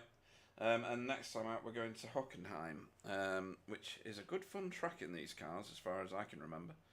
yeah, I like Hockenheim. It's good racing in these. Yeah. It's a great track. Right. Well, what we'll do next is we'll say, is there anybody you'd like to have a shout out to before we let you go? Because we've got a queue full of people that we don't normally speak to, and I want to get them in here and interrogate them. Fair enough. Well, I mean, congrats to Kevin, Jamie Wilson on the podium, Yeah. Roger in 4th, Jay again 6th, and Pete Van Gool in 7th. These are excellent results. So it's good to see these guys up here and competing and hopefully enjoying themselves as well. And as always, for you guys at BSTV for hosting and putting it on for us, because we wouldn't be here otherwise. Yeah. Thank you very much. Well, in that case, we'll see you next time out for more victories. I don't doubt. Sam Blees, everybody. Let's hope. Cheers, guys. Right, Sam. Cool. Right, next, we're going to annoy Flashy by bringing in Kevin Daniels. They've both got a second place to their name. But Davey D, the Kevin Daniels celebration machine, is in the YouTube chat. So we better do this one. Kevin Daniels, good evening. Good evening. How are you doing this evening? Are you good? Yeah, very good. Excellent. And Happy New Year, obviously. You too. And it will be a Happy New Year. You finished in second in race 2. I'm trying to find out where you were in race 1. 14th. 14, yeah. Gave you a good shot at getting to the front, and you took every opportunity with that. So let me select you on the broadcast. So tell us about race 1 first. That was a pretty frantic race for where you were racing. You were having battles with Jay Corley for quite a lot of the time. Ike Leku, Pete Van Gool, they were all around you. And it looked like a very, very dramatic and frantic and exciting place to be on the track. Yeah, it was a little bit chaos there, and I was deciding to, trying to stay in 14th, 15th place for the second race. So yeah. Well, you managed that and got yourself right to the front for the second of the night's races and brought yourself home your best result with us, at any rate, of a second place. Your I rating suggests that you should be there on a regular basis because 4K is not easy to achieve. It's a real challenge getting to numbers like that. So you're no stranger to winning races, that's for sure. Yes. Yeah, it is, but I took a break for 5 years, so Oh now I'm wow. back. Right. Okay. So yeah, Yeah, that is a big it's, gap. yeah, Well, it's just hopefully, learning things back. yeah, hopefully you're enjoying the racing in this league, and you've joined David Johansson's sim racing grid team. Is that benefiting you? Are you getting some setups to work with and stuff like that? Yeah, it's definitely benefit me. David is a good guy, he knows a lot, and the setups are very good. So yeah, it's benefit me a lot. Awesome stuff. Next time out, we go to Hockenheim. That's always been an exciting track for these cars. Is that a track that you like? And if you've been away for a long time, do you even own the track? I know the track, but I didn't drive too much there. So yeah, have to do some work this week. So let's see what we can do. Well, it's always brilliant watching you race. I think tonight is a symptom of what is to come because I think you've got a lot of pace. You've clearly got a lot of car control. David E is your cheerleader. I just can't see the pom poms on his hands, but I'm sure they're there somewhere. Anybody you want to shout out to? I suggest David D is one of them.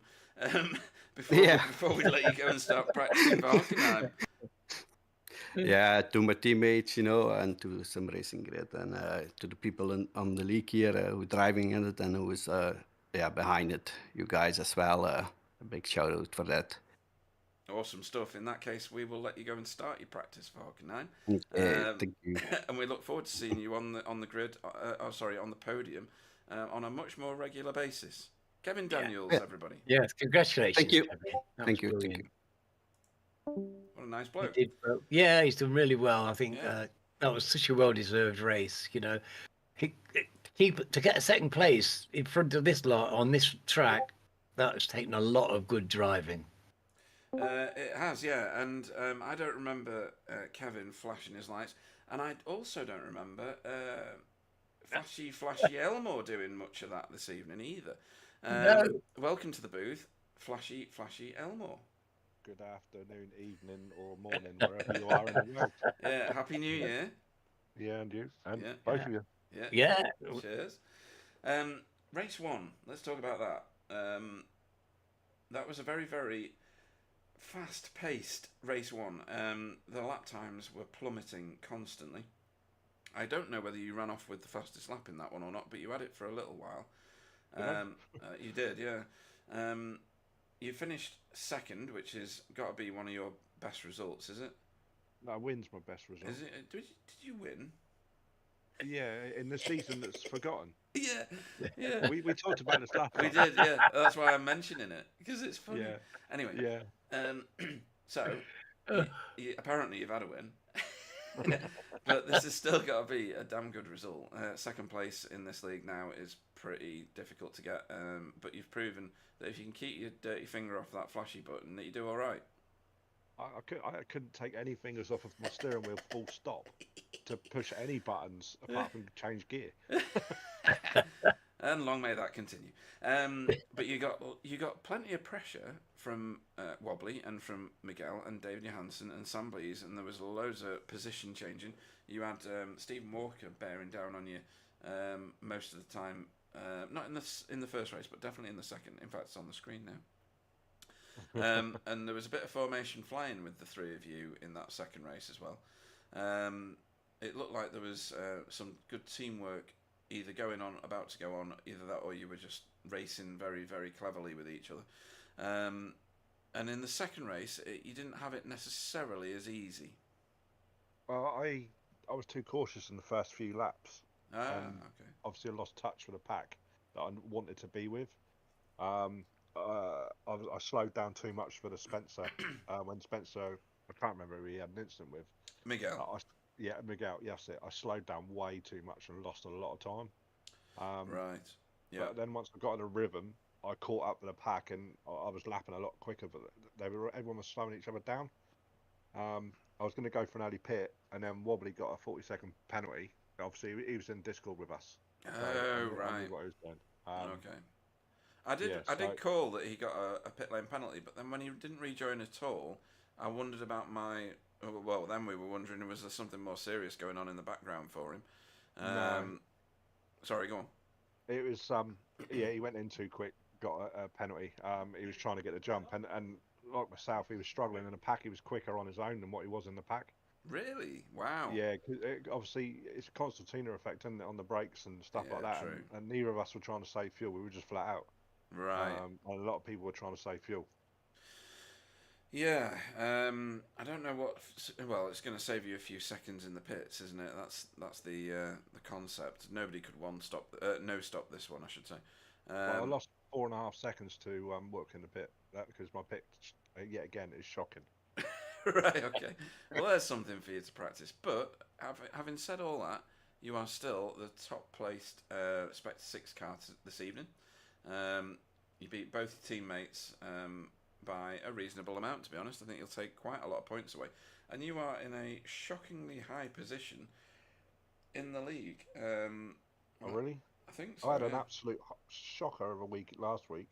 But you're in you're in fourth place before this pair of rounds. Oh, really? Yeah, and you were only 19 points behind David Johansson for third. I didn't realise that. I thought because last week was so bad, I would have gone down the leaderboard. But See, Alan, I don't know why we have a website, you know. I really don't.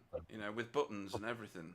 well, Really? And because honest. it's incorrect. I don't look until my wins were instated on there. I'm not looking. I'm just kind of like a boycott type thing. Well, yeah, Sam Boozan is working on that. That was in the days of GT4, wasn't it?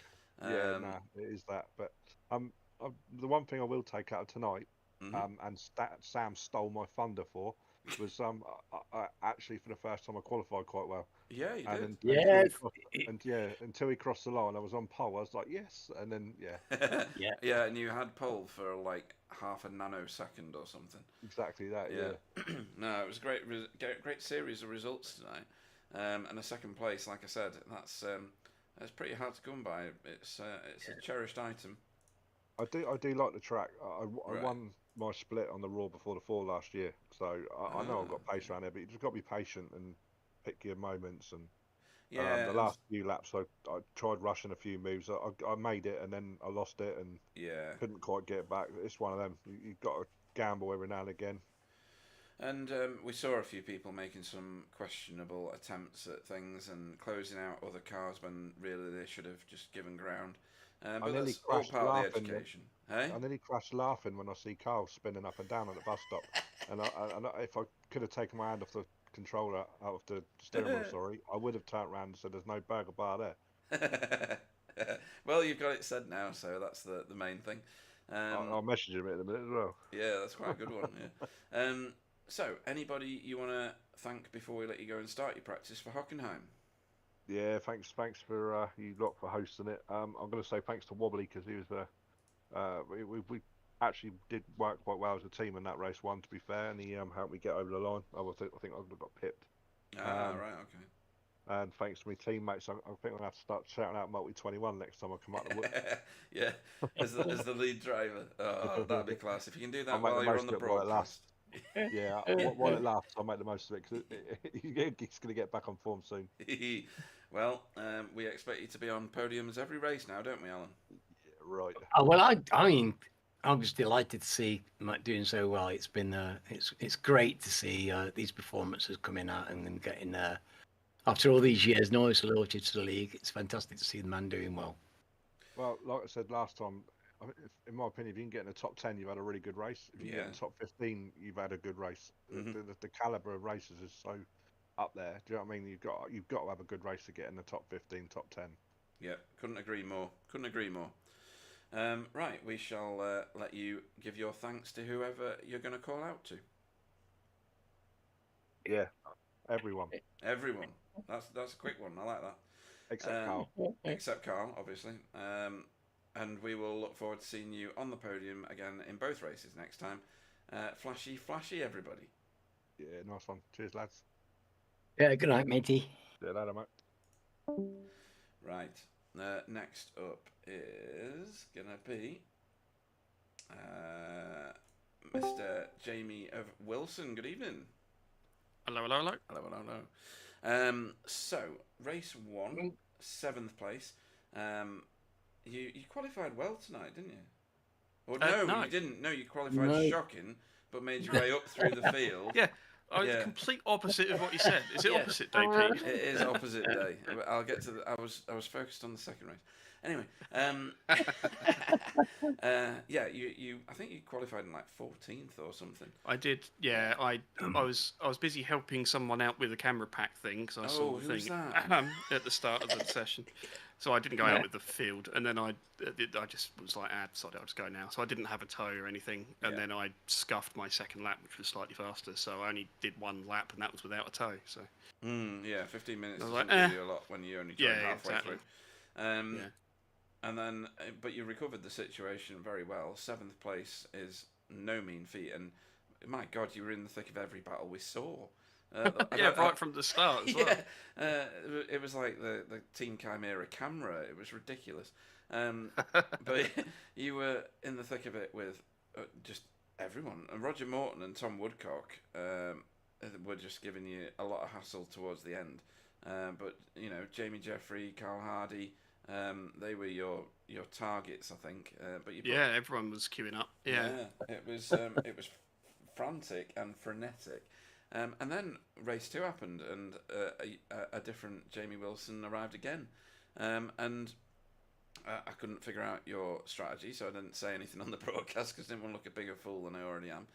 I didn't really have one, so that's fair enough. Well, then you seemed to pit with the rest of the track, if you know what I mean. The entire field came in on lap 14 with you, and that looked dangerous. And even Alan was calling out that the 9 cars are going to leave the pits at the same time here, and that's kind of what happened. Yeah, so I had there was a debate in the Team Chimera Discord about the best approach between me and Simon. He was technically correct, as he always is, indisputably, but there was a certain logic for the second race. Couple of different ways you could play it, and it depended on how the fast guys in the field that started at the back of the reverse, how much progress they made and how keen they were to really get to the front and then deal with how it was going to shake out, or whether they were going to be content kind of sitting there and saving heavily like that race at Interlagos last season, that style. So sort of either or. And the thing I feared was if I go all Simon logic on it and fuel save and sit behind people and sort of wait and play the long game, then it was going to end up in a bunch of situations that would end up like splitting the pack. So there'd be a group of fast drivers that would just sort of bugger off into the distance, and the rest of us would just be kind of fighting over scraps. And I kind of rejected that, and I thought, you know what, I'm not going to fuel save, sod it. I'm just going to be as disruptive as possible, so as to make the pack at the front the biggest pack possible, because that then gives you the most chance later on when the pits happen. So, you know, Sam got ahead of me. I don't know if you would have called it on the broadcast, but Sam got ahead of me. I didn't really fight that because at that time I was thinking, it's Sam, it's not really my fight. And then he did, because he was forced to with what was going on ahead of him, he did the world's biggest lifting coast going into the bus stop. And I was like, well, I mean, the door's so open that it's, you know, it's like the front door of like the bloody NEC in Birmingham or something. It's like a whole lot's open. So I was like, okay, sure. And so I just stuck my nose in, and then I did the same to Wobbly for like what felt like about 3 hours. You were racing side by side with Wobbly in places that I honestly wouldn't. You know, well, it's because they're fuel saving. And the thing is, you know, they're fuel saving, and it's the way to do it and everything. And they've got the pace to fuel save and still be quick, and they've got the pace to run when they don't have a tow. They're as quick as the people with a tow behind them and all that kind of thing. The one thing that makes them vulnerable is the fuel saving, because at that point they're having to leave a door open, or they, you know, be in a position where they won't expect someone to, you know, make a lunge for it. So I was just taking those opportunities and trying to kind of deny them the comfort of that. So, and you know where Wobbly is really quick? there's a few answers to that. Which one do you want? I want the inside pit Some of them are road rude. one. Inside. Oh, pit that one. Yeah.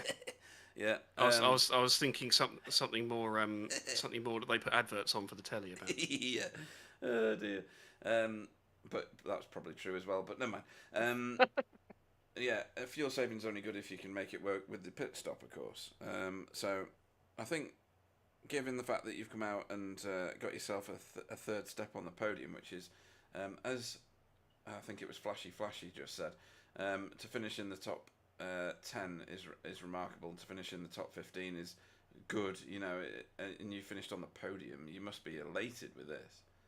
Yeah, I mean, realistically, I am very much at the arse end of the pros, and overlap, in that overlap area with the front end of the AMS kind of area. So, for me to get a top 10 is pretty good, to be honest, on balance. So yeah, for me to get a top 3, I was lucky with that, obviously, with the fuel ahead, and I ran out as well, just coming to the line. I was lucky Roger didn't get me right at the line, but Right. it was extremely close. Yeah, very. But yeah, no, you're right. Absolutely delighted with that. And it was just there's a solid argument there for throwing strategy out the window and just going hell for leather. Well, I don't think you'll get the chance to do that at the next track. It's Hockenheim next No, time or out. ever again, probably. Or ever Yeah. again. It makes for a great race at Hockenheim, the TCRs. I think it's a track that you like as well, isn't it? It is, yeah. We ran this in ITCR, but not this layout. It was the really very short layout. Yeah. This is the one in the middle, which I don't think I've ever run in anything. So It's course B, isn't it, or something like that? Yeah, it's National B. National B, that's right. Yeah. So it cuts out the hairpin at the end of the very long, straight inverted commas. Mm-hmm. So the big left-hand bend. Yes, Yeah, which yeah, is I think yeah. called the parabolica, which is confusing. A little bit, yeah. But so that'll be interesting because it makes that track a bit of a kind of tight one. There's always loads of action going into like the Mercedes grandstand sort of area there, so that'll condense that. So yeah, looking forward to that. Probably normal service resumed, and I'll be hovering around that reverse grid position or something in race 1. So well, let's see what I can do with that. Let's hope you're back threatening the podium again, because it's certainly entertaining watching you in and around some of these guys and keeping it clean. You know, giving each other racing room. It's not always happened through this race, as you're probably more than aware. But we see it principally, if that makes sense. It's the overriding sense of people just wanting to race for racing, which is brilliant. Well, exactly. Yeah, I mean, even Sam said when I went that bus stop moment I mentioned, he came on the voice chat afterward and said, "Cool, that was terrifying." And I was like, "No, it wasn't. It's fine, side by side through there, easy." Well, anybody you want to shout out to before we let you go and start your practice for Hockenheim? Yeah, shout out to those that have just done well tonight. Pete Van Gool, who I'm sure you'll drag in a minute if you haven't already, and Roger Morton, who obviously was very unlucky to get that podium off of me right at the line there, and a few others. There's some very good. You're going to have a difficult call for driver of the day today. Yeah, because there was a few good ones in there. Yeah. So yeah, shout out to all of those guys and yourselves for putting it on and the usual. Yeah, some people have shone, as have you, because you got yourself a podium finish in race 2, and probably given us the most entertainment in race 1 of any of the drivers, making your way up from 14th to 7th. It was a great driving performance. You drove really great, Jamie. You had to drive great. You had to do some really great consistent lapping to keep those wolves behind you, mate, and you did fantastic. Yeah, I can have a fat ass just like Carl sometimes. Brilliant stuff. In that case, we'll look forward to another pair of podiums next time out at Hockenheim. Jamie Wilson. That's what he calls his ass. See you later. See ya. Funny. Right, Roger's gone out of the interview room. Somebody tell Roger to come back, will they? He's obviously not used to waiting around this long, so we are going to go with the cracking dawn. Oh, does he? Does he? Right. Yeah. Fair enough then. Fair enough. In that case, we shall speak with Pete Van Gool. Good evening. Good evening, Pete and Alan. Hello, Pete. So, in terms of entertainment value, you scored on a scale of 99 to 100 120, because that was just ridiculous. You were never going to score less than 99, because honestly, you were in the thick of it. There was some incidents and a bit of door banging here and there. Ika Laiku seemed to be glued to you in the second race. Tell us about race 1 first. So you finished in 15th. I don't know how much that was planned in order for you to start as the pole boy for race 2, but it certainly gave us plenty to watch. Yeah, race 1, I overcooked my front tires at the end, so I lost a couple of positions. But ending up in 15th was not intentional, because I asked Carl after the race. He asked me where I finished, and then he told me I was going to start pole for the next race. And I was like, oh my word, that's just going to be a handful. Yeah, no pressure. But you shouldered the pressure really well, because you were leading for quite a few laps, and then it was Jay Corley, I think, wasn't it? Yeah. He made himself a complete pest for you. Eventually got a bit of the lead here and a bit of the lead there, and you swapped places a few times. And then who else were you? It was Ika again, wasn't it? Yeah. Ika in and around you. But there was an incident somewhere around the second race. What happened? Lap 8, I overshot the Turn 1. bus stop. No, I overshot Oh. bus stop, and then I had a slowdown. I had to serve a slowdown, and then I ended up Oh, no, behind that's right. Rod. Yes. We saw you on the apron. That's right. Yeah. Yeah, Yeah. I had to shoot. I had to go to the apron because they were gonna have the overtake on the exit, so I had to stay on the apron and let everyone pass and clear the slowdown. Yeah. And then I had a gap of about 1.8 to Rog, which I then cleared again. I was back to Rog, and then we went for the pit stop. And I forgot I reset my crew chief settings for the fuel, so I took a bit too much fuel. I think I lost 2 positions on the pit stop, and when I came out, I was back behind Flashy again. Yeah.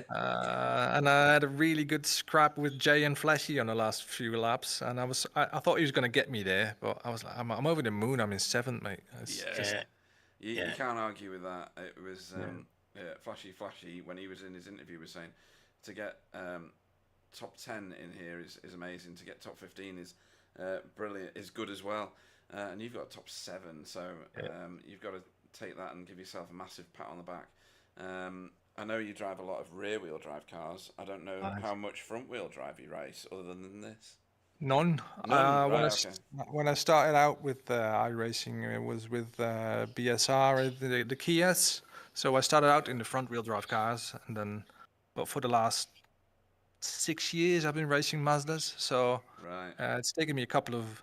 So was that the old Carburetor Cup you were racing? No, it's just Just the Kias on their own? the Kia TCR League Yeah. on BCR. Yeah. Oh, on BSR, right, okay, yeah, Yeah. I'm with you now, right, okay. So, No, I mean, fantastic racing tonight. Hopefully you're enjoying this league, because you're certainly giving us plenty of entertainment. If you can keep doing that every week, we'll be well happy. We go to Hockenheim next. Have you raced there a lot? I expect if you're an MX-5 driver, then you will have done. Yeah, Hockenheim's it's gonna be good because it's a wide F1 track. Yeah. I think we're going to do this short national one. National B, we're going to National go for. B. Yeah. It's got a long straight. Yeah. But there's a couple of corners where there will be some door banging, I guess. And but it's a really good track, to be honest. It's good track to race on. I'm looking forward to it, and my goal is just to finish in the top 10. That's my goal for this season. Just trying to get myself up there and get acquainted with the car. And I had massive help from Mr. Pete Newman and Carl Hardy and Roger with helping me out setting up the car and the way this car. You need to drive this car, so thank you is in place for that. Cool, that's excellent, and that's going to be my next point. Are there any other shout-outs you want to make before we let you go and start your practice for Hockenheim? Yeah, you two lads, of course. We like it when people the thank great us. cast, and then I had a fantastic race with Jay and Ika tonight, so thanks to them. Yeah, had a really good night, and for everyone who's been watching me on this stream of yours. So yeah, and I hope to be back in here next week. Awesome stuff. And we look forward to it. We look for the day when you're sat on one of the steps of the podium, hopefully the top one. Pete Van Gool, everybody. Thank you. Yeah, we're going to see it happen. Cool. I'm confident. Yeah, right. And last, because Roger hasn't rejoined, we'll speak to him next time, shall we? We'll talk to him about his performance next time. But in her usual slot tonight, Fiona Siddons. Good evening. Good evening. Evening, Fee. I've already selected Evening, you Alan. on the broadcast. Race 1, was it? No, 20... 21st. 21st. Yeah. So that's pretty good. There's a few gifts in that. So David Corpus and Spencer. Spencer just couldn't get out of neutral apparently, or couldn't get his clutch setting off. David Corpus, I can't remember what happened to David. I fear that there was something to do with Arno Chenonnier in that. Oh yes, it was. It was in the first race. was. David and Arno. Yeah, we actually saw you in the footage of that, making your way through the carnage. And yeah, keeping it clean is often the way to get yourself a bag full of points, and you did that tonight. Yeah, I got 1X in race 1, and I think it was 3 in race 2. Right, okay, well... Crikey, that's fantastic. I think that's going to move you up in the Safe Driver Award then, because there's quite a few tonight that have ended up with multiples of points. I was surprised I didn't get 4 on turn 1 in race 2. Oh, right, okay. It only gave me 1 for it. Ah, okay, well... we look those gift horses in the mouth on a regular basis, and we thank them for not being worse to us. You had some good battling in the first race. Jason Haddington was in and around you eventually. Or was he trying to catch up with you? I think he was trying to catch up with you, wasn't he? Because he had a bit of a bad He start. was, yeah. You were the top work guard car, if I can even say that in one sentence, in both races. So hopefully you're very proud of what you've done, because 19th in this field at the minute. You've got 6 cars behind you there, or is that 7? That's 7 cars behind you. Yes, there was a couple of gifts in the second race, but 19th, a top 20 finish in this field. You've got to be feeling good about that. Yeah, but definitely, I'll have to be ill every week. Yeah, I was going to say you sound a bit under the weather. Definitely. It's going around definitely at the moment, and it's great that you've shouldered that and come racing with us. So, I mean, we appreciate you being here and being on track. It's been very entertaining watching you race. You finished lead lap on both races. You got enough fuel in the car then, unlike some. Yeah, definitely. I got 3/4 of the way around a slow down lap before it coughed. Oh, right, okay. Perfect then, as Alan said about somebody who did similar. They were coughing just as they crossed the line. So perfect fuel calculation from you. Any standout moments for you in that race? Any particular battles that really gripped you? The main standout moment was race 2, turn 1. I, for a change, got a better start than the car in front. Mm-hmm. Went side by side into turn 1, and then Jason decided to make it 3 wide, and that's why we went off. Okay. Yeah, that's a bit of a tasty moment then. Yeah, he did key up and say I could have done better, but I stand by my point. He made it 3 wide, so... Well, yeah. Takes 3 to tango in that respect, doesn't it? Definitely. Strangest tango I've ever seen, but there you go. But no, you should take a lot out of this, because that's a really good result. I'm guessing you're going to be racing either the Raw or the 24, if you're back to full health, that is. It all depends whether I'm at my mum's or not. Oh, of course, yeah. Those key responsibilities do have to take precedence, so understandable. Hockenheim is our next destination for this league this time next week. You must have raced there a load, because at the minute it's one of those tracks that turns up in every official league, and in loads of private leagues. So, are you very familiar with that track and that particular layout, or have you got to go and learn it? I've got to learn that layout. I've done Hockenheim several times in the MX5, but not actually raced on the National B. Okay. Well, it cuts out a very, very, very sharp hairpin where we've seen lots of crashes in the past. So maybe that'll be helpful. It'll certainly stop people littering the track in front of you and behind you, because you're proving yourself to be a super safe driver. It's they might lose the hairpin at Hockenheim, but what they replace it with isn't the easiest manoeuvre either. No, That's you're its right. own You're difficulty. right. Yeah. Yeah. Well, there's that to learn. That should be interesting for you. Anybody you want to shout out to before we let you go? You guys for putting on the stream and the league. Everybody who's been watching and everybody in result. Awesome stuff. And we wish you a very speedy recovery from your cold or flu or whatever it is that's grabbed hold of you. A happy new year to you, Fiona. Yeah, happy new year. Good night, Chuck. Good night, Alan. Always a pleasure speaking to Fiona. Now we've got a challenging decision to make, Alan. I hope you've been. I've got two outstanding candidates. You can't have both of them, so right, okay. I won't be surprised. I'll be interested to see. I'm interested to see. The ones that stand out for me, Kevin Daniels. He finished very, very well and very, very strongly in race 1. He got 14th and well positioned for race 2, and then of course he got his second place in that race. Roger Morton has done extremely well, 9th in the first race and an amazing 4th in the second.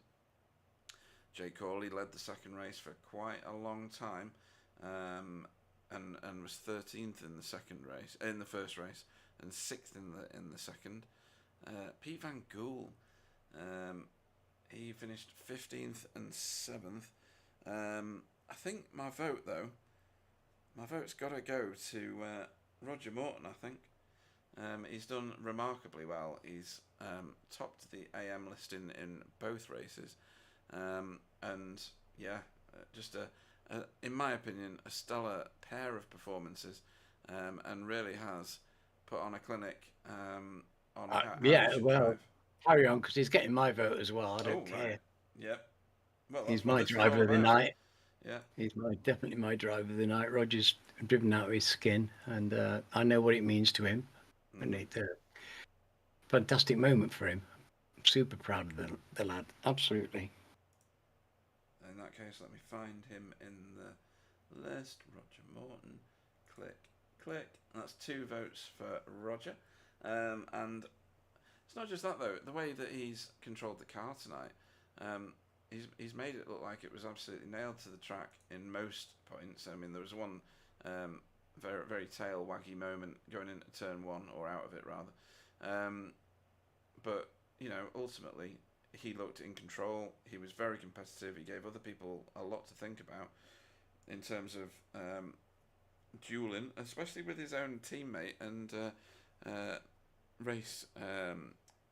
What is it? Team leader, captain. That's what I'm looking for. In the form of Carl Hardy, he's done really well. So yeah, 2 points going to Roger Morton. I think they're 2 well spent votes.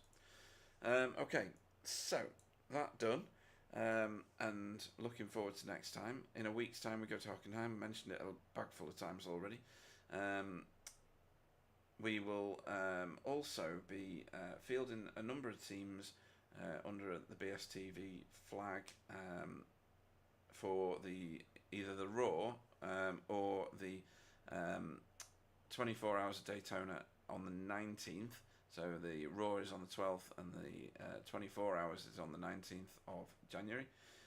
So they're going to be 2 other featured things for BSTV, but we're not going to broadcast them necessarily. I'm going to see what I need to do for that. But fantastic events though, Pete, aren't they? Don't you love it? Dramatic. I love the Daytona 24. Yeah, very dramatic races. And hopefully, if I end up, I'm proud to have driven them. You know, I've driven a few big races. I'm proud to have done it. You know, they're big events in my life to take these 24-hour races on. It's a big deal and really amazing. It's a gift by iRacing to me in my later life. So I would never have had. Staying up all night being a boy racer is magnificent when you're 70. Yeah, yeah, I don't doubt it, and hopefully I can get there as well and be doing the same thing. They are magnificent events, and yeah, hopefully I don't wreck the car of whichever team I end up with, but it's probably going to happen. Let's face it. But yeah, we'll be doing that under the BSTV flag with in association, that is, with Spectre 6 and with Geodesic. So we'll see what happens with those. It's been a fantastic evening's race in this. This Daytona Road has been one of the most amazing races, pair of races I think I've broadcast and commentated on for a very, very long time, since last year. But I will bring this broadcast to a close. I'll thank everybody that watched, everybody that took part, and for obviously Sir Alan for his highly beneficial and educational inputs into our broadcast, which I always enjoy. And I will see you all next time out. Stay safe, everybody, and I'll hand over to Alan. Yeah, fantastic evening, haven't we? Goodness me, that was some racing. I do love Daytona. It's a bit of magic to the place. It brings out astonishing racing and competitive. Loved it, and I'm looking forward to Hockenheim next week. So I'll see you all there. Happy New Year, everybody. Night, night.